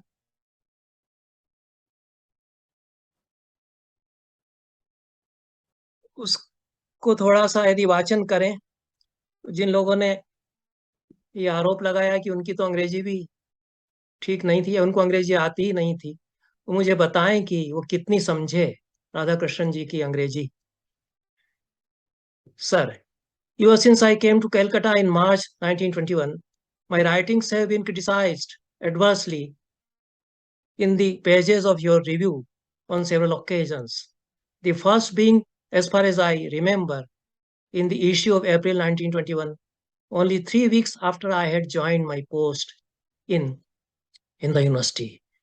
वो कह रहे हैं कि जब से मैं आया हूँ मेरे खिलाफ एक तरह का अभियान आपने छेड़ रखा है और जो मेरी पुस्तकें मेरे लेख हैं उनकी आप कटु आलोचना अपनी पत्रिका में करते आ रहे हैं।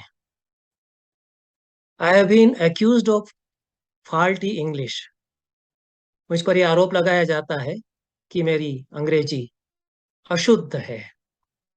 Ignorance of Bengali, lack of Sanskrit learning, imperfect acquaintance with Western philosophers। ये पत्र इन लोगों ने पढ़ा। इसी के आधार पर वो कहते हैं कि राधा कृष्ण साहब की अंग्रेजी खराब थी, संस्कृत उनको नहीं आती थी। वो ये कह रहे हैं कि आप मुझ पर ये आरोप लगाते रहे हैं अपनी पत्रिका में। मुझे केवल 3 ही हफ्ते आए हुए यहाँ हुए हैं और आपने मेरी सारी पुस्तकें भी देख डाली, उनमें अंग्रेजी की गलतियां भी आपको मिल गई और मेरा पश्चिमी दार्शनिकों से परिचय बिल्कुल भी नहीं है, उनको मैंने नहीं पढ़ा, यह भी आपने समझ लिया। 3 हफ्ते के अंदर ये अभियान आपने इस तरह से चला दिया मेरे खिलाफ।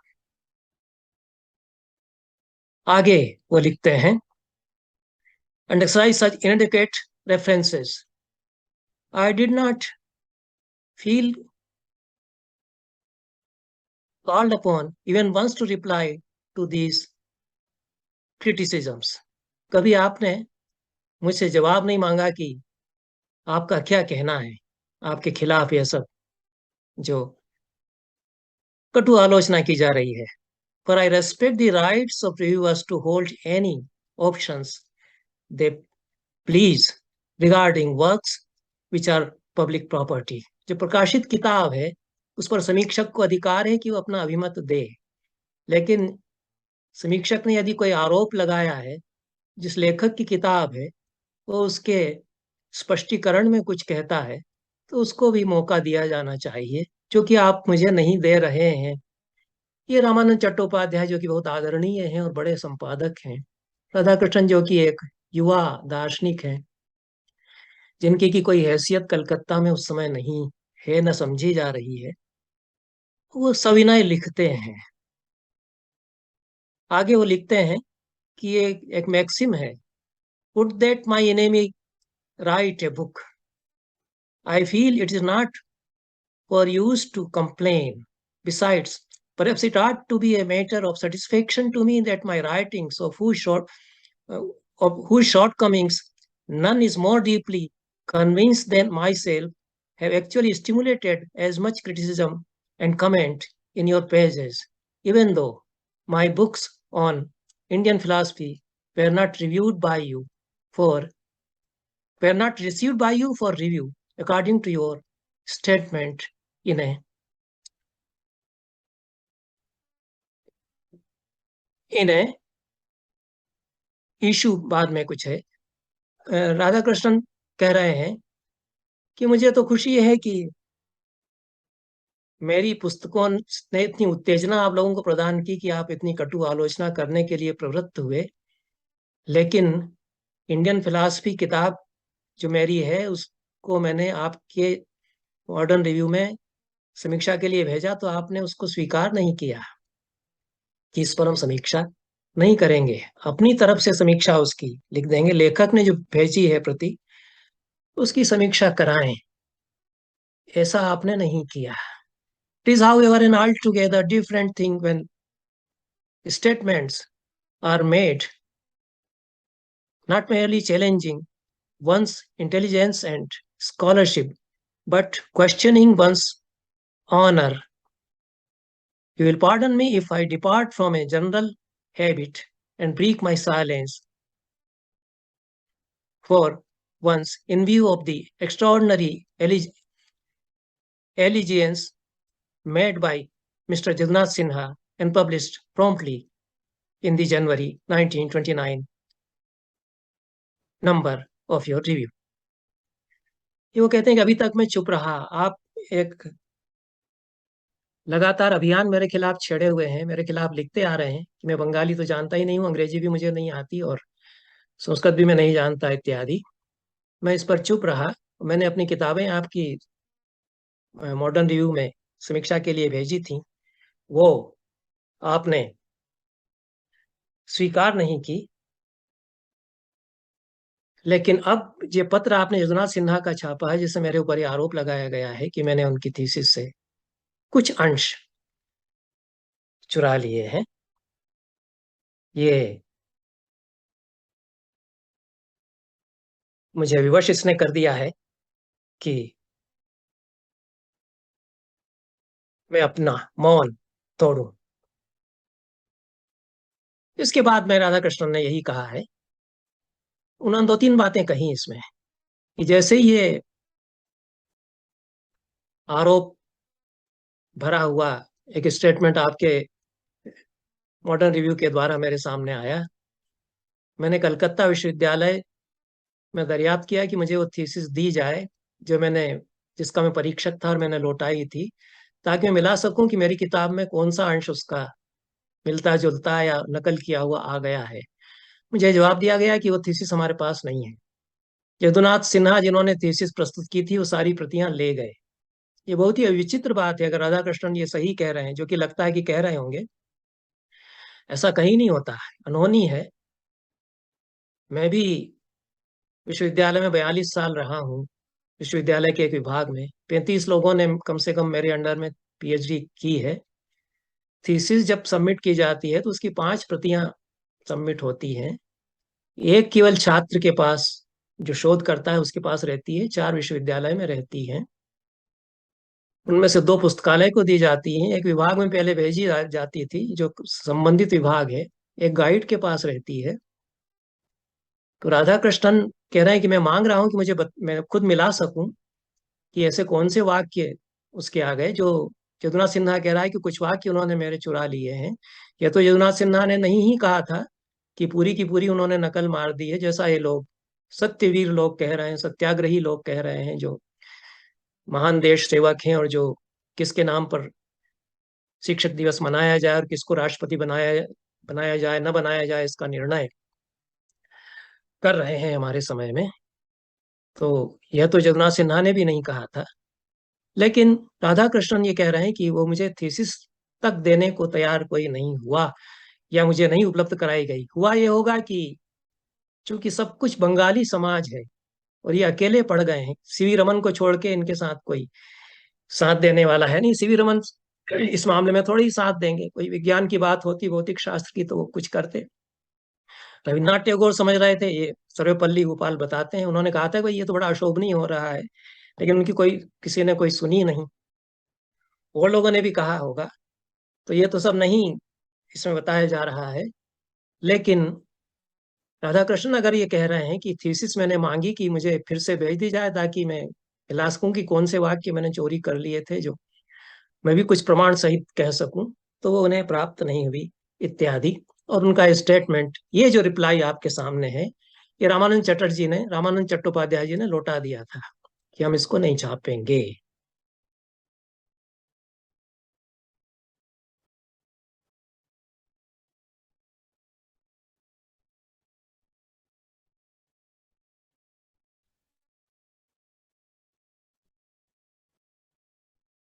एकमात्र जो साक्ष्य राधा कृष्णन की ओर से प्रस्तुत किया गया है वो उनका यह पत्र है, जो कि मॉडर्न रिव्यू के संपादक ने छापने से मना कर दिया था। दूसरा एक साक्ष्य जो इन लोगों के द्वारा दिया गया, वो कोर्ट के सेटलमेंट का ऑर्डर है, वो भी आपके सामने है। इसमें कहा गया कि दोनों पक्षों ने बिना शर्त के समझौता कर लिया है। ये जदुनाथ सिन्हा वर्सेस राधा कृष्णन वर्सेस जदुनाथ सिन्हा का मुकदमा है। और प्लेंटिफ जदुनाथ सिन्हा का, जो कि फिलासफी में लेक्चरर है मेरठ कॉलेज में, उन्होंने हर्जाने की मांग की है राधा कृष्णन से कॉपीराइट का उल्लंघन करने के लिए। और यह उन्होंने कहा कि मेरे थीसिस के कुछ अंश इसमें सर्टेन पैसेजेस ही जगन्नाथ सिन्हा ने भी लिखा है अपने पिटीशन में, यही उन्होंने मॉडर्न रिव्यू में भी लिखा था। कम से कम इतना गलत झूठ वो नहीं बोले, इतना बड़ा झूठ वो नहीं बोलेंगे कि पूरी की पूरी थीसिस ही उतार ली है, जैसा कि ये लोग कह रहे हैं जो 100 साल बाद इसकी चर्चा कर रहे हैं इस घटना की। इतनी चिंता इन लोगों के है की है को है देश के इतिहास की। 100 साल पहले जो मामूली सी बात थी वो खत्म, आई गई हो गई, और बंगाल में इसकी कोई चर्चा मेरे ख्याल में नहीं करता। राधा कृष्णन का नाम वहाँ सम्मान से लिया जाता है। उसकी इन लोगों को चिंता है, जो कि मेरे ख्याल में बंगाली स्वयं नहीं है। सत्य जी और नीरज जी और आयुषी जी और महेंद्र यादव जी, इनको सारे देश की चिंता है। तो जगन्नाथ सिन्हा ने ये कहा कि कुछ पैसेजेस मेरी थीसिस के उनकी किताब में हैं। राधा कृष्णन ने मुकदमा उसके खिलाफ दायर किया हुआ है। दोनों पक्ष, दोनों दोनों मुकदमों का निराकरण किया जाता है। इसमें लिखा हुआ है, terms of settlement were not disclosed, तो it was stated that all allegations made in the pleadings and in the columns of the Modern Review were withdrawn. ये सबसे इंपॉर्टेंट है, जिसकी तरफ ध्यान नहीं दिया जा रहा है।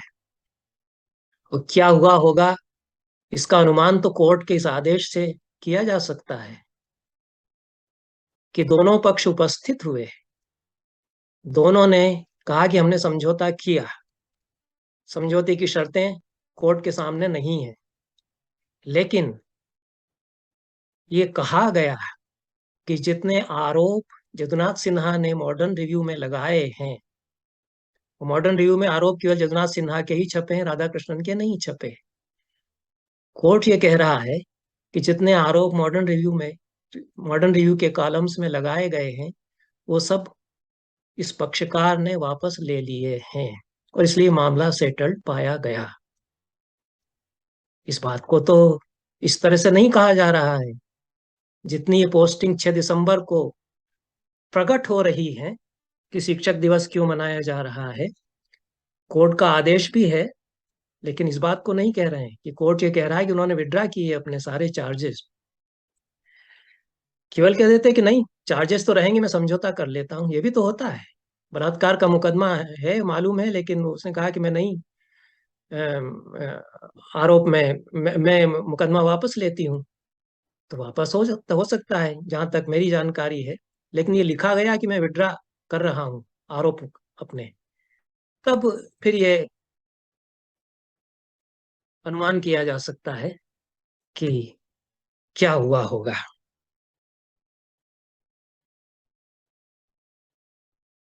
जो मैं अनुमान करता हूँ इसमें, और जो सर्वपल्ली गोपाल बताते हैं तथ्यों के आधार पर,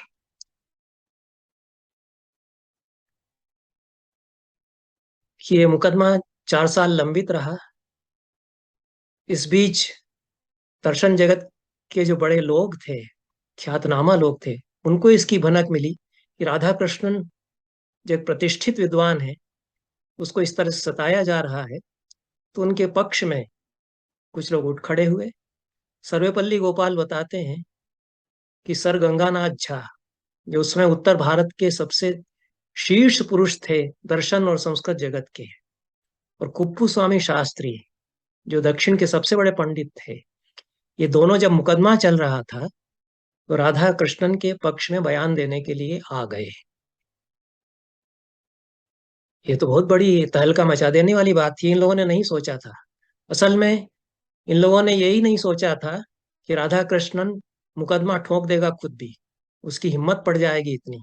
उसका तो हमने स्टेटमेंट ही नहीं छापा, भेज दिया, इसी से डर के चुप हो जाएगा और हम अपना अभियान चलाते रहेंगे। लेकिन राधा कृष्णन को ये लगा कि अब तो चुप बैठे रहना मुश्किल, चुप बैठे रहना कायरता होगी। जब तक ये हिटिंग बिलो दी बेल्ट नहीं हो रहा था तब तक चुप रहे। वो लोग खराब भाषा है और दर्शन नहीं जानता है, संस्कृत नहीं जानता है, ये तो कहते रहे। लेकिन चोरी का ही इल्जाम लगा दिया तो उन्होंने जवाब दिया। उनका जवाब नहीं छापा तो उनके दूसरी अच्छी पत्रिका से संपर्क थे, उसमें कुछ महीने बाद वो छप गया, वो प्राप्त होता है। जो मैंने उद्धृत किया है वो दूसरी पत्रिका में छपा हुआ है, कलकत्ता रिव्यू में। और एक और पत्रिका आरंभ हुई उसमें राधा कृष्णन की बड़ी भूमिका थी। उसमें राधा कृष्णन का संपादन में सहयोग था, तो उन्होंने पहले ही अंक में सरोजिनी नायडू की कविता प्राप्त करके छपवा दी। अब रामानंद चट्टोपाध्याय को तो इससे बड़ी कोफ्त हुई। न केवल यहाँ आकर के बैठ गया, यहाँ संपादन के संसार में उसने दखलंदाजी शुरू कर दी। तो कुल मिलाकर के इन्होंने सोचा नहीं था कि वो लड़ लेगा, और लड़ने पर, आमादा होने पर फिर इतने बड़े बड़े लोग, दिग्गज लोग आ जाएंगे कोर्ट में गवाही देने के लिए। ये इन्होंने नहीं सोचा था। तो अब मैं एक अनुमान यह करता हूं कि राधा कृष्णन ने जो मुकदमा जगन्नाथ सिन्हा के खिलाफ किया था, वो 1 लाख रुपए का था। 100 साल पहले का 1 लाख रुपया आज के कई करोड़ के बराबर हो सकता है। जगन्नाथ सिन्हा ने जो मुकदमा किया था हर्जाने के लिए, वो 20,000 रुपए का था, जो कि कुछ लाख के बराबर शायद आज हो सकता है। अब मुकदमा जब चला, वो बढ़ने लगा, और जदुनाथ सिन्हा को लगा कि ये कहीं साबित हो गया कि मैं गलत हूं, तो मैं 1 लाख रुपया कहाँ से दूंगा। इस मामले में तो कह सकते हैं कि वो गरीब रहे होंगे, क्योंकि 1 लाख का मतलब है कि आज का कई करोड़ रुपया। तो इतनी तो हैसियत नहीं उनकी होगी कि उस जमाने का 100 सवा 100 साल पहले का 1 लाख रुपया वो दे दें राधा कृष्णन को। उनकी तो हिम्मत 20,000 की हुई थी, और शायद 20,000 उनको लगा कि मिल ही जाएंगे मुझे घलवे घाते में, इस दबसठ में। तो कुछ मामला उल्टा होता हुआ लगा। तब कोर्ट कहता है कि उन्होंने अपने आरोप वापस लिए। अब कुछ तथ्य मैं पुनः प्रदर्शित करूंगा इसके बाद।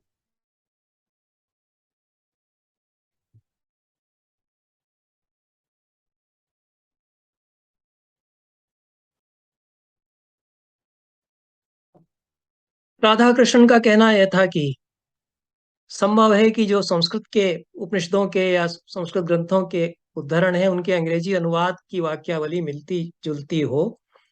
और यह इसलिए भी हो सकता है कि उन्होंने जो नोट्स बनाए थे कक्षा में पढ़ाने के लिए, वो अपने विद्यार्थियों को देते रहते थे, और उनके विद्यार्थी उन नोट्स के आधार पर तैयारी करते थे। हो सकता है कि सिन्हा साहब के पास उस समय के कुछ नोट्स रहे हो। ये उनका कहना था। इसमें एक प्रमाण सर्वपल्ली गोपाल ने फिर दिया है, जिसका कोई उल्लेख ये लोग नहीं करते हैं, कि नलिन गांगुली राधा कृष्णन के एक विद्यार्थी थे। जब ये मुकदमा चल रहा था, तो उन्होंने एक स्टेटमेंट भेजा रामानंद चटर्जी को, राधा कृष्णन के पक्ष में। उन्होंने ये कहा कि मेरे गुरु राधा कृष्णन ने 1922 में मुझे अपने कुछ नोट्स दिए थे। उनमें संस्कृत उद्धरणों के जो अनुवाद राधा कृष्णन साहब के किए हुए हैं, अंग्रेजी में अनुवाद, उनके वाक्य वैसे के वैसे ही जदुनाथ सिन्हा की किताब में हैं। जदुनाथ सिन्हा ने मुकदमा 1929 में किया है। थीसिस उनकी 1925-26 में प्रस्तुत हुई है। ये 1922 में नलिन गांगुली, जो कि बंगाली है, वो ये कह रहा है कि राधा कृष्णन साहब जो नोट्स अपने विद्यार्थियों को दे दिया करते थे, उसमें से कुछ नोट्स जो उन्होंने मुझे 1922 में दिए थे, उनमें अनुवादों के वाक्य यदुनाथ सिन्हा ने ले लिए हैं, क्योंकि उसने भी वही नोट्स लिए होंगे, या अ, स्वयं उनके कक्षा में अध्यापन के समय लिए होंगे। तो ये नलिन गांगुली का भी पत्र रामानंद चटर्जी ने नहीं छापा। और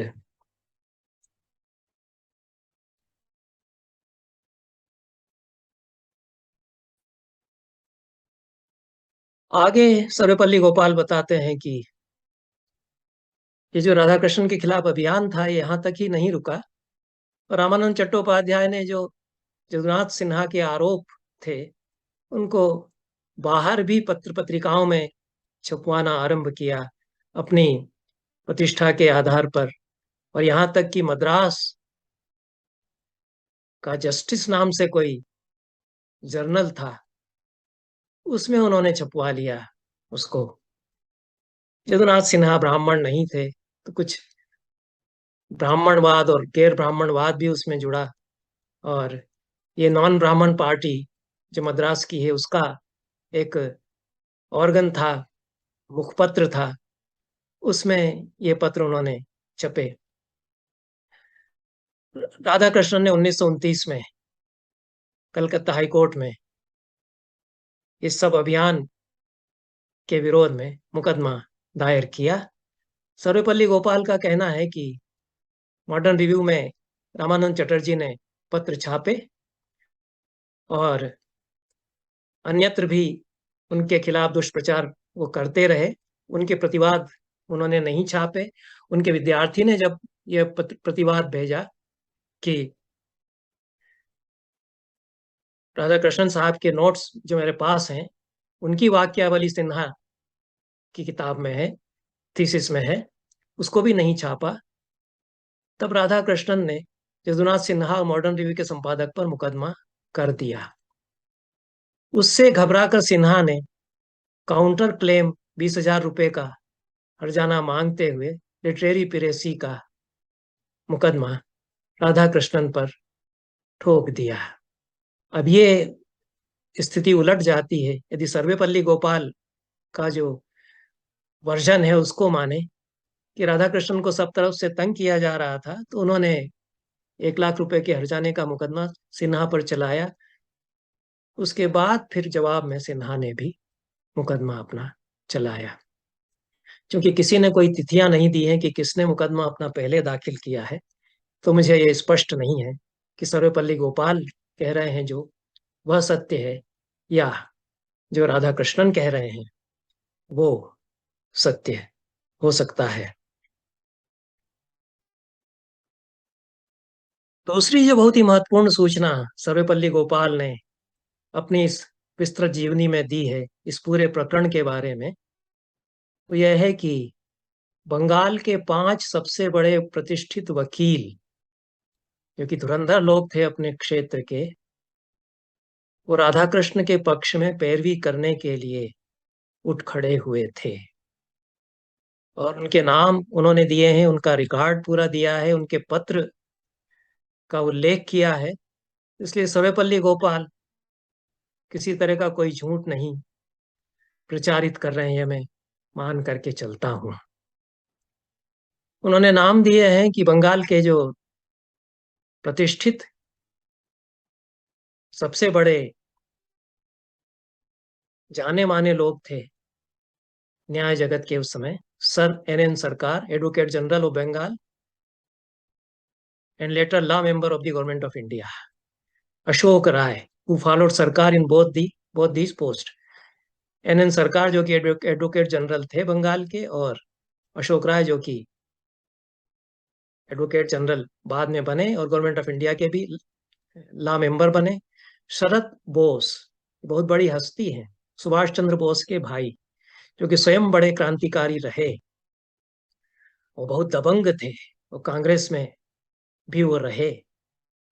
ये उनके पक्ष में वकील भी थे। ये उनके पक्ष में मुकदमे में राधा कृष्णन के साथ थे। श्यामा प्रसाद मुखर्जी, जो अपने पिता आशुतोष मुखर्जी के बाद कलकत्ता विश्वविद्यालय के कुलपति हुए, बाद में जनसंघ की स्थापना उन्होंने की, नेहरू सरकार में मंत्री रहे, जाने माने राजनीतिज्ञ भी हैं, वकील भी उस समय के बहुत बड़े थे। वो भी उनके पक्ष में पैरवी कर रहे थे। एक बहुत ही, और एक नाम और है, पांचवा, धीरेन मित्रा, जो कि बाद में सोलिसिटर जनरल बने भारत सरकार के। ये सब लोग राधा कृष्णन के पक्ष में पैरवी कर रहे हैं। ये लोग क्यों कर रहे हैं? जदुनाथ सिन्हा के पक्ष में पैरवी कौन कर रहा है ये तो नाम नहीं दिया गया, क्योंकि रामानंद चट्टोपाध्याय की इतनी प्रतिष्ठा है, तो कोई प्रतिष्ठित वकील बड़ा तैयार ना हो, ऐसा कैसे हुआ? तो प्रतिष्ठित वकील हो सकता है कि इस स्तर का, कि आशुतोष मुखर्जी, धीरेन मित्रा, ये लोग तैयार हो जाए, ये संभव नहीं हुआ होगा। क्योंकि एस एन दास गुप्ता भी समझ रहे हैं कि सारा मामला जबरदस्ती तूल देते हुए झूठा खड़ा कर दिया गया है युवा विद्वान राधा कृष्णन के खिलाफ। ब्रजेंद्र नाथ शील भी समझ रहे थे। तो जो वकील लोग हैं वो भी जानबूझ रहे हैं। लेकिन ये लोग तो खड़े हो गए, पांच बड़े बड़े दिग्गज वकील लोग राधा कृष्णन के साथ। राधा कृष्णन थोड़े संकोच में थे, जैसा सर्वपल्ली गोपाल बताते हैं। उन्होंने ये धीरेन मित्रा से कहा कि आपकी फीस वगैरह का क्या होगा।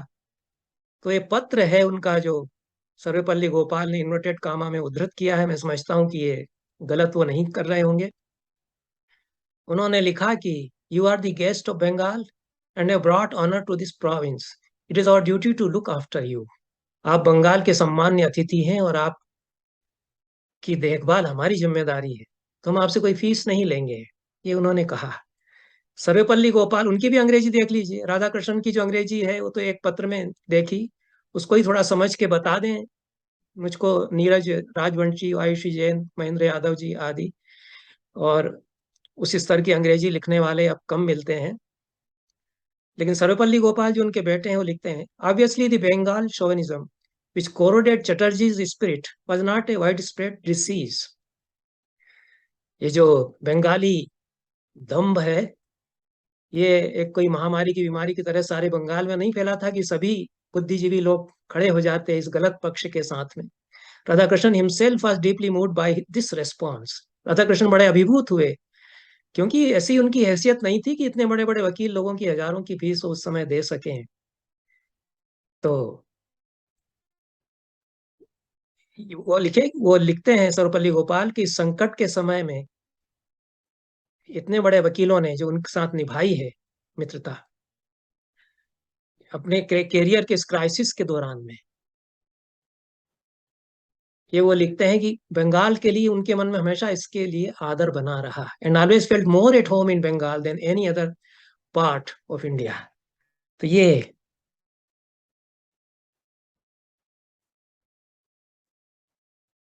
पांच इतने बड़े बड़े दिग्गज पुरुषों का खड़ा होना राधा कृष्णन के साथ। और उसके बाद महामहोपाध्याय कुप्पूस्वामी शास्त्री और गंगानाथ झा, इनका राधा कृष्णन के पक्ष में गवाही देने के लिए प्रकट हो जाना, ये भी सारे मामले को इससे एक दूसरा ही स्वरूप मिल जाता है। सर्वपल्ली गोपाल ये बताते हैं कि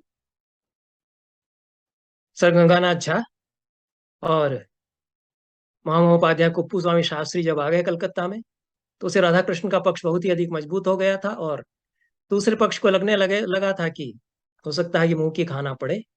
तो ये समझौता किया गया। राधा कृष्णन की पोजीशन इसमें बड़ी ही स्ट्रांग थी, ये सर्वपल्ली गोपाल बताते हैं। उसके बाद ये मामला समाप्त हुआ। अब जो आरोप लगाया जाता है, जो कि अभी तक चला आ रहा है, कि यदुनाथ सिन्हा की पुस्तक, जो उनकी थीसिस थी, वो बाद में पुस्तकाकार छपी इंडियन साइकोलॉजी के नाम से। इसके 3 संस्करण छपे हैं, तीसरा संस्करण मैंने मंगा करके देखा और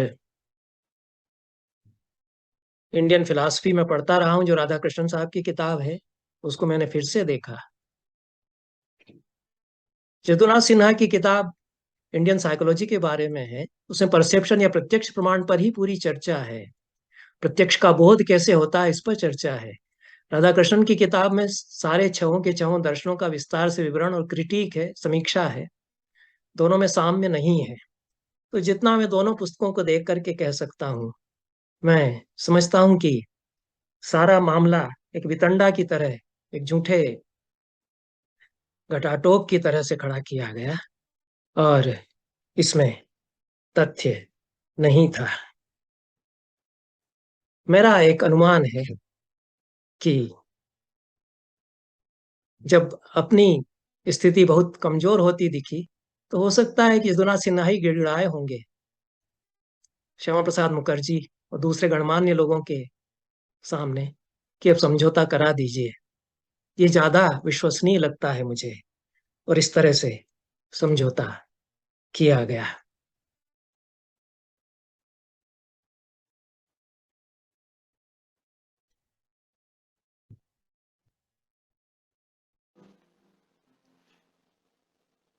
राधा कृष्णन की पुस्तकें छपी हुई हैं, विश्व के प्रतिष्ठित प्रकाशकों के द्वारा प्रकाशित की गई हैं। दर्शन शास्त्र के विश्वविद्यालय के विभागों में पढ़ी और पढ़ाई जाती हैं। पाठ्यक्रमों में राधा कृष्णन साहब का जीवन दर्शन निर्धारित किया जाता है। यदुनाथ सिन्हा भी भारतीय मनोविज्ञान पर अपने काम के लिए जाने जाते हैं। वो एक शाक्त साधक भी थे, यह भी उनके जीवन परिचय में मिलता है, जो कि किसी प्रामाणिक जीवनी में नहीं बल्कि वेबसाइट्स पर जो जानकारियां उनके बारे में हैं उसी से हम जानते हैं।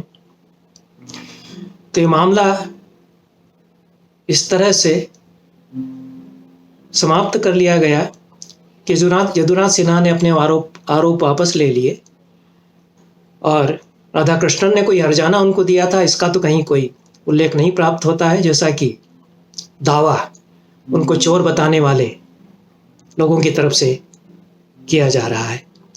तो जो लोग उनको चोर बता रहे हैं, कि थीसिस चोरी का इल्ज़ाम उन पर लगा रहे हैं, उनके बयानों में एक के बाद एक कई विसंगतियां और मनगढ़ंत झूठ हैं। और बंगाल की तरफ से अभियान इस समय नहीं चलाया जाता। 100 साल उस बात को हो चुके हैं। कलकत्ता विश्वविद्यालय में, दर्शन शास्त्र के जगत में, वहाँ के बुद्धिजीवियों में इस बात को कोई याद करता हो, ऐसा मुझे नहीं लगता। पिछले 10-20 सालों से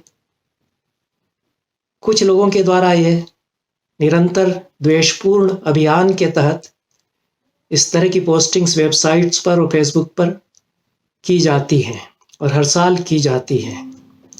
इसलिए मेरा केवल इतना सा सवाल है कि ऐसा क्यों किया जा रहा है।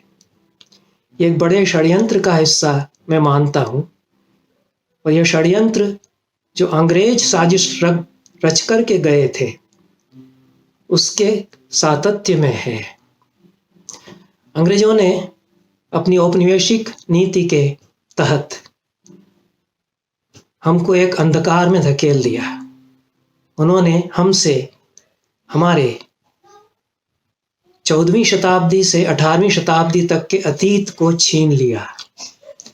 उसके बारे में उन्होंने बहुत सारी भ्रांतियां खड़ी की, बहुत सारे प्रवाद और मिथ्यावाद खड़े किए, और वो इसी तरह से खड़े किए जाते हैं जैसे राधा कृष्णन के बारे में झूठ खड़ा किया गया।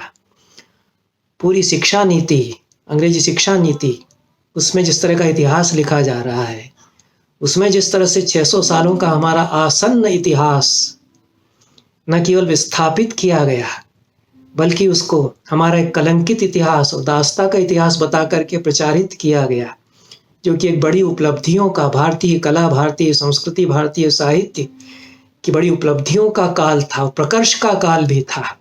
संस्कृत साहित्य के, हिंदी साहित्य के, भारतीय संस्कृति के महान दिग्गज साहित्यकार और दार्शनिक जिस काल में हुए, उसको हमारे पराभव और दास्ता का काल मात्र बता करके हमसे उन्होंने छीन लिया।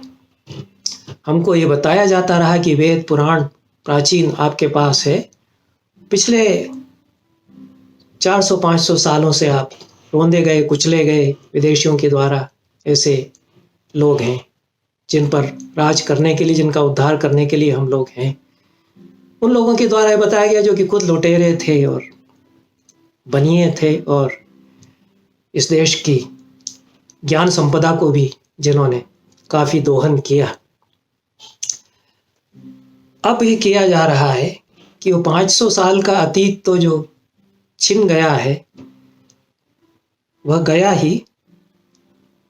ये जो पिछले 60, 70, 80 सालों का या पिछले 100 सालों का हमारा अतीत है, जिसमें विश्व के इतिहास की बड़ी विभूतियां हुई, विवेकानंद हुए, रामकृष्ण परमहंस हुए, गांधी हुए, नेहरू हुए, सुभाष चंद्र बोस हुए, अरविंद हुए, उसके बारे में भी भ्रांतियां एक एक करके खड़ी की जाएं। उसी में राधा कृष्णन भी हैं, ताकि केवल अतीत हमारा पिछले 10 साल का, 15 साल का ही रहे बस, या फिर वेदों पुराणों का प्राचीन अतीत रहे जिसमें पुष्पक विमान हम लोग बनाते थे और तमाम वैज्ञानिक उपलब्धियां हमारे पास थी। तो ये अपने ही आसन्न अतीत से काट देना किसी जाति को, ये अपने आप में बहुत दुरभिसंधि, बहुत बड़ा षड्यंत्र हुआ करता है। हमारे पितामह का जो समय था उसके बारे में हमें जानकारी नहीं, हमारे प्रपितामह का जो समय था उसके बारे में हमें जानकारी नहीं, वह सब हमसे छीन लिया गया। उसके सातत्य में सारा एक तरह का खेल है कि जो आसन्न अतीत की पिछली शताब्दी की जो बड़ी विभूतियां हैं उनको धीरे धीरे मिलान किया जाए, उन पर कीचड़ उछाला जाए, उन पर कालिख पोती जाए और धीरे धीरे उनको विस्थापित किया जाए कि उनके जन्मदिन अब नहीं मनाए जाएंगे, उनके नाम पर कार्यक्रम अब नहीं होंगे, उनको इतिहास से और पाठ्य पुस्तकों से भी धीरे धीरे निकाला जाएगा। अब ये मान लीजिए कि मांग यदि स्वीकृत होती है, जो कि उठाई जा रही है कि उनके नाम पर जन्म शिक्षक दिवस उनके जन्मदिन पर क्यों मनाया जाए, इसको मान लिया जाए, मान लीजिए, अगली मांग यह होगी कि उनके सारी पुस्तकों को हटा दिया जाए पाठ्यक्रम से, लाइब्रेरी से भी निकाल दिया जाए, क्योंकि एक चोर की किताबें कैसे रखी जाएंगी और वो कैसे कोर्स में पढ़ाया जाएगा। तो पाठ्यक्रमों में संशोधन फिर किया जाए, यह एक चिंतनीय बात है। लेकिन मैं जो पूरे इस प्रसंग को विश्लेषित कर रहा हूं और समझ रहा हूं कि सरासर झूठ फैलाया गया राधा कृष्णन के बारे में, तो ये जो चोर नहीं है और एक बड़ा चिंतक दार्शनिक है हमारे समय का,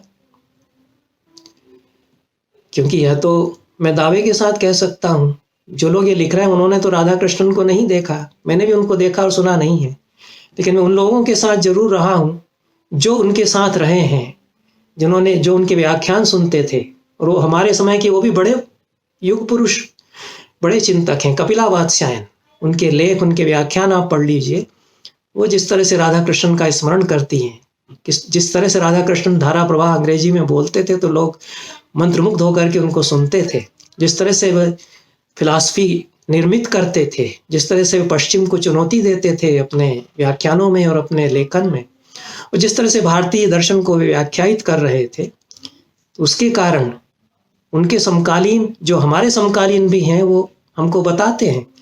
इसलिए मैं यदि उनके बारे में कुछ कह रहा हूं तो वो कुछ दावे के साथ कह रहा हूं। अब मेरा सवाल यह है कि राधा कृष्णन जिन्होंने चोरी नहीं की, उन पर चोरी का इल्जाम जो लोग लगा रहे हैं, क्या उन पर कोई कार्यवाही नहीं की जानी चाहिए? यदि हम भारतीय धर्मशास्त्र, भारतीय ऋषि मुनियों के वचनों को प्रमाण मानते हैं, तो जिसने चोरी नहीं की है उस पर चोरी का इल्जाम लगाने वाले को क्या क्या दंड दिया जाना चाहिए, उस पर हमको ध्यान देना चाहिए।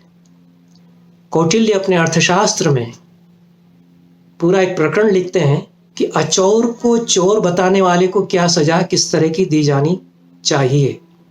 और कौटिल्य के अर्थशास्त्र के आधार पर तो दंड विधान कई शताब्दियों तक हमारे देश में रहा, विदेशों में भी रहा। मुझे बताया गया, थाईलैंड में मैं था, कि यहाँ जो कानून है वो राजाओं ने बहुत सारे कौटिल्य का अर्थशास्त्र को समझ करके उसके आधार पर बनाए। कौटिल्य अपने अर्थशास्त्र के चतुर्थ अधिकरण में 8वें अध्याय के 6ठे सूत्र में कहते हैं, अचोरम चोर इत्यभिव्याहरतश्च चोर समो दंडः। जो चोर नहीं है उसको चोरी का इल्जाम, उस पर झूठा इल्जाम लगाने वाले को वही दंड दिया जाए जो चोरी करने वाले को दिया जाना चाहिए। और चोरी करने वाले को कौटिल्य ने प्राणदंड की सजा भी प्रेस्क्राइब की है। चोरेणाभिशस्तो वैरद्वेषाभ्याम अपदिष्टकः शुद्धः स्यात्, चौथे अधिकरण के 8वें अध्याय के 7वां सूत्र है कि जो स्वयं चोर है, जो स्वयं कमा फुल स्टॉप पूरे के पूरे वैसे ही रख करके वाक्य के वाक्य अपनी अगली पोस्टिंग में डाल रहा है दूसरे किसी के अपने नाम से, वह स्वयं चोर होते हुए किसी दूसरे को जो कि चोर नहीं है उसको चोर बता रहा है, तो किसी वैर या द्वेष के कारण ऐसा कर रहा होगा। इसलिए उस आदमी को तो छोड़ दिया जाना चाहिए, दंड इसको दिया जाना चाहिए। ये अगले सूत्र में वो कहते हैं कि उसको वही दंड दिया जाना चाहिए जो कि चोर को दिया जाता है। और जिसको गलत इल्जाम चोरी का लगाया गया है उसका आइडेंटिफिकेशन कि क्या सचमुच में उसने चोरी की है या नहीं की है, उसके उपाय वो बताते हैं कि कैसे छानबीन की जानी चाहिए।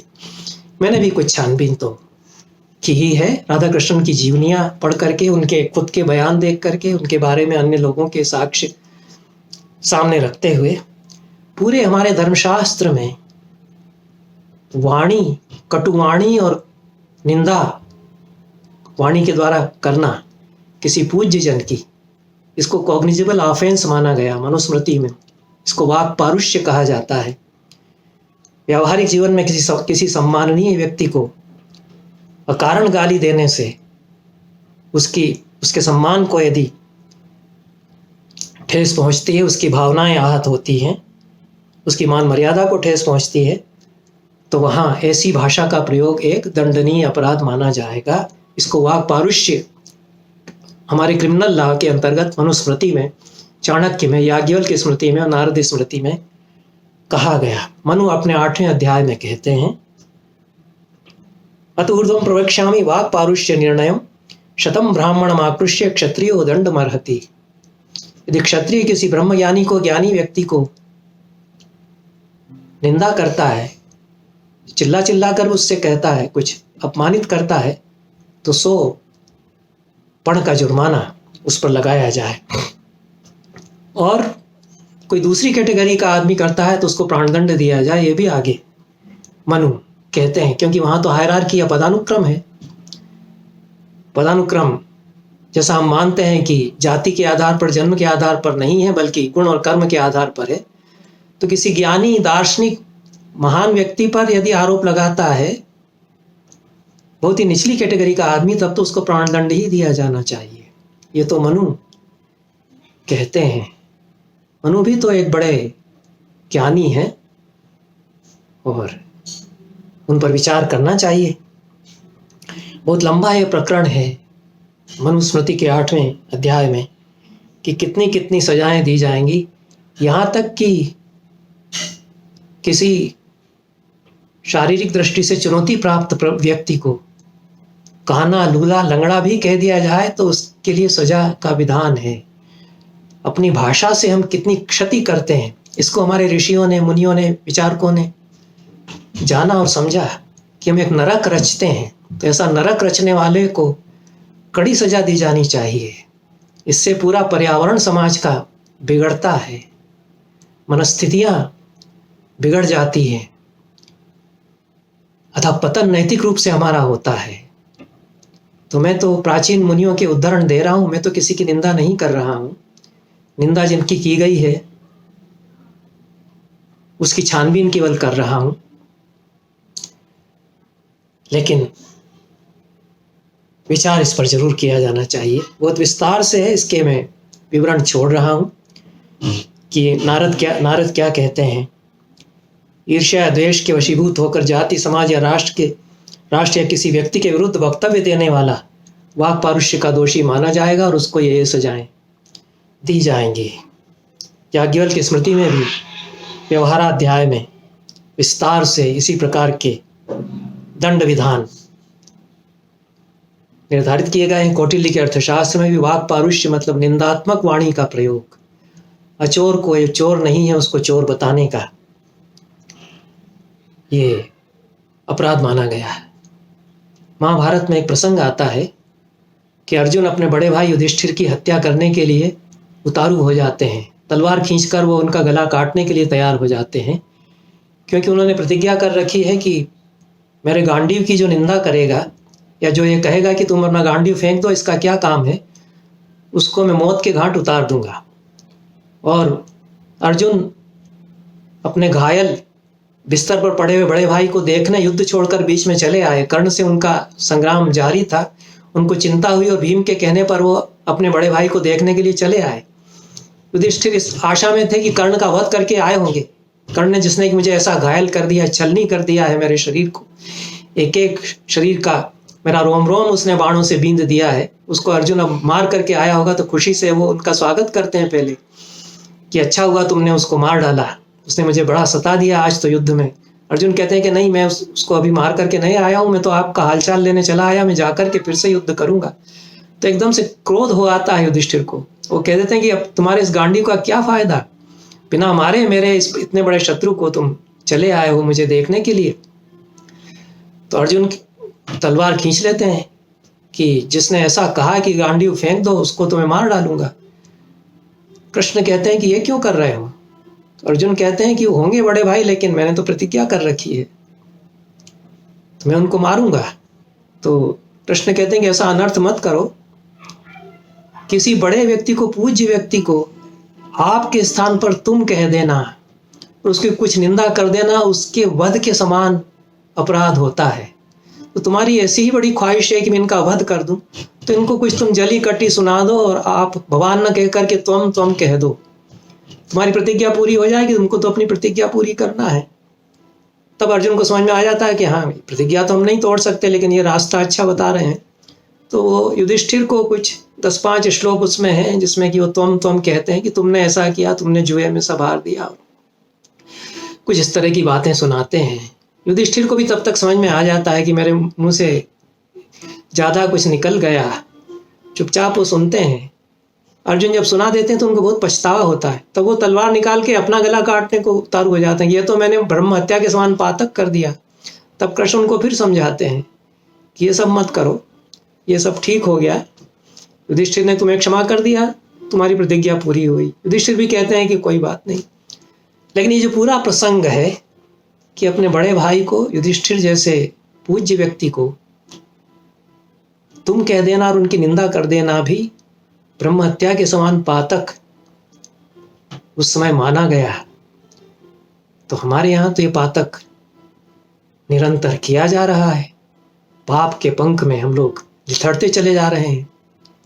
तो यह प्रश्न मैं फिर उठाना चाहता हूं कि झूठ का बड़े पैमाने पर उत्पादन किया जा रहा है। एक तरह की इंडस्ट्री झूठ की है, उसकी कई फैक्ट्रियां खुली हुई हैं और निरंतर झूठ का उत्पादन कई चैनल्स पर, कई स्रोतों पर, कई मंचों पर किया जा रहा है। उसका एक व्यवसाय हो गया है, उसे बेचा जा रहा है। सत्य की इंडस्ट्री नहीं होती, सत्य का कोई उद्योग, वाणिज्य, व्यवसाय नहीं होता है। झूठ का वाणिज्य, व्यवसाय, उद्योग हो सकता है, सत्य का उत्पादन नहीं होता है। सत्य तो होता है, हमारे भीतर होता है, हम सत्य में होते हैं, सत्य हम में होता है। हमारे यहाँ बचपन में हमको एक कहावत सुनाई जाती थी बुजुर्गों के द्वारा कि सच्चे का बोलबाला और झूठे का मुंह काला। लेकिन ये जो पिछले 10-20-25-30 सालों में हो रहा है, जो मैं देख रहा हूं, उसमें तो उलट गई ये कहावत। उसमें तो सच्चे का मुंह काला और झूठे का बोलबाला, ये कुछ हो गया। और सच तो एक आग की तरह होता है, लेकिन उसको गीले भूसे से ढकने की बराबर कोशिश की जाती है। लेकिन आग तो आग है, कभी न कभी वो प्रकट होती ही है। बहुत बहुत धन्यवाद। इस व्याख्यान के लिए सामग्री जुटाने में जोधपुर से संस्कृत के और दर्शन शास्त्र के प्रतिष्ठित विद्वान प्रोफेसर गणेशी लाल सुथार और उनके पुत्र प्रियदर्शन, लखनऊ से अंग्रेजी के प्राध्यापक डॉक्टर सिद्धार्थ सिंह और पूना के फर्ग्यूसन कॉलेज के संस्कृत विभाग में प्राध्यापक श्री संदीप ने मेरी सहायता की है। उसके लिए मैं इन चारों महानुभावों के प्रति अकृत्रिम आभार प्रकट करता हूँ।